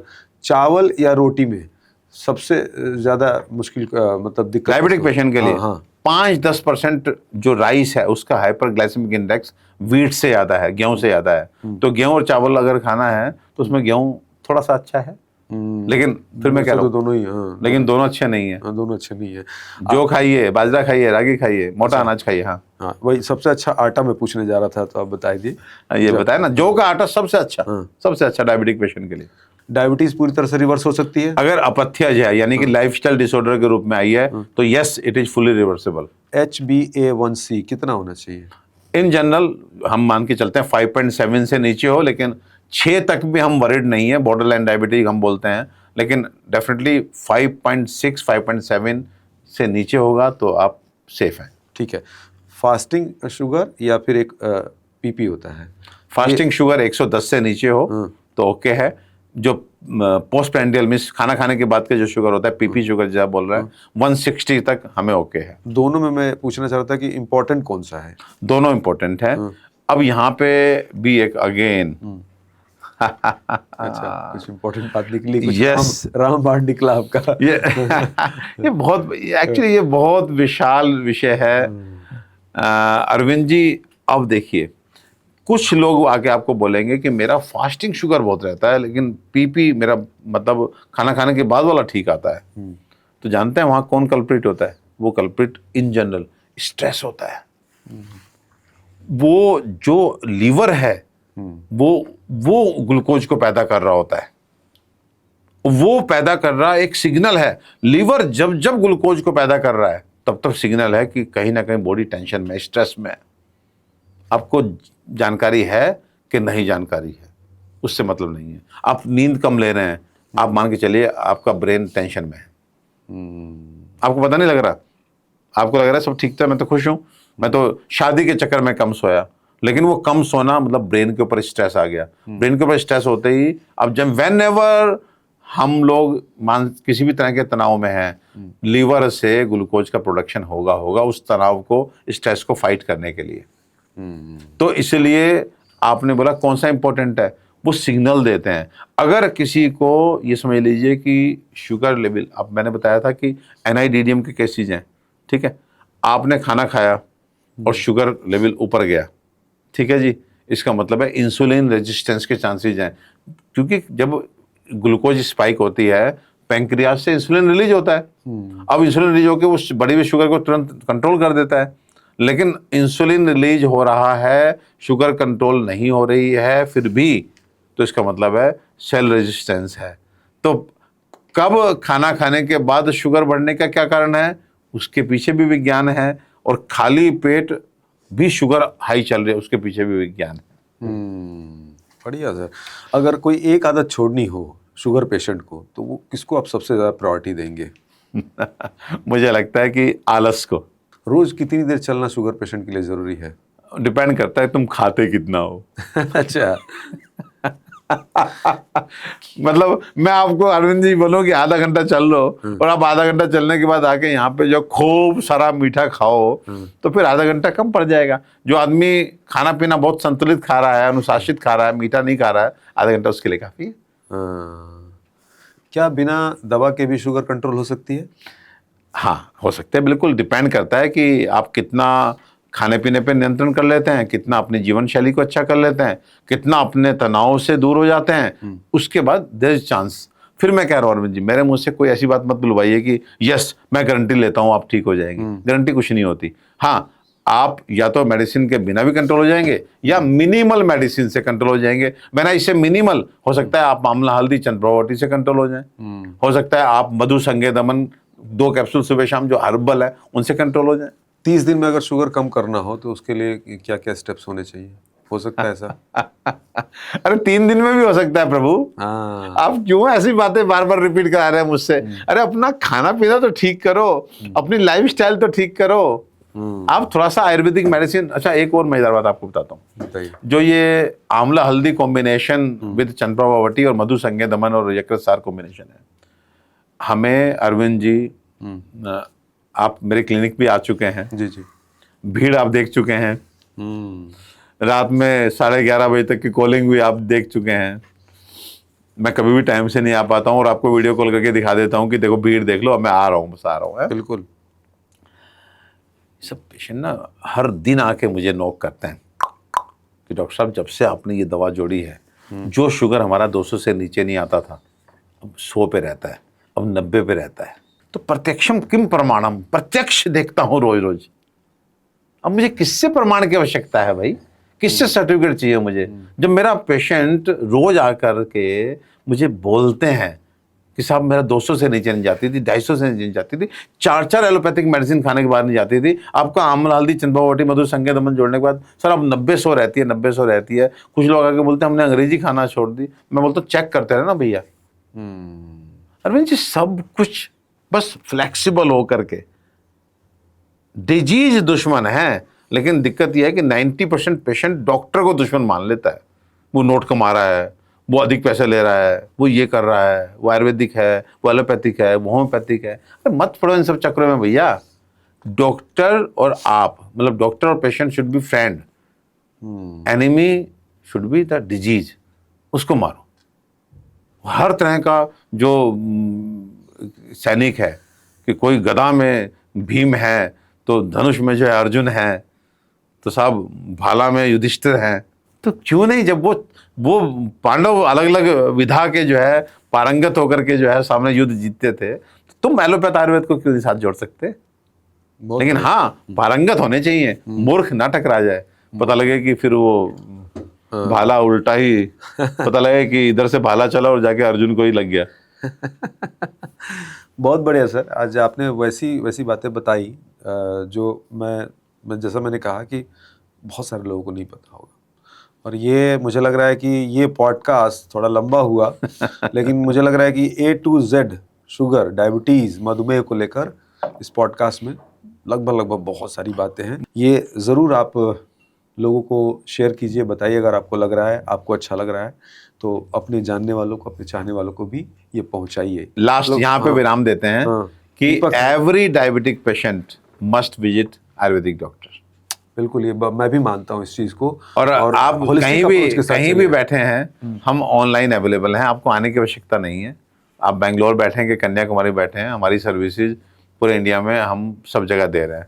तो इवन आप ऑनलाइन कंसल्टेशन भी हमसे कहीं भी सर। पेशेंट ले सकता है। बिल्कुल, तो मैं डिटेल डिस्क्रिप्शन में सर का भी डिटेल कुछ डाल दूंगा, अगर कोई और जुड़ना चाहे, क्योंकि देखिए खुद से भी मेडिकेशन नहीं करनी चाहिए। एक्सपर्ट है, इन्होंने पूरी मतलब मुझे लग रहा है कि इतने साल आपने दिया पढ़ाई में, आप लोग 10-10, 12-12 साल तक पढ़ते रहते हैं, तो कुछ तो बात अभी भी होगी। पढ़ रहे हैं। अभी भी पढ़ रहे हैं।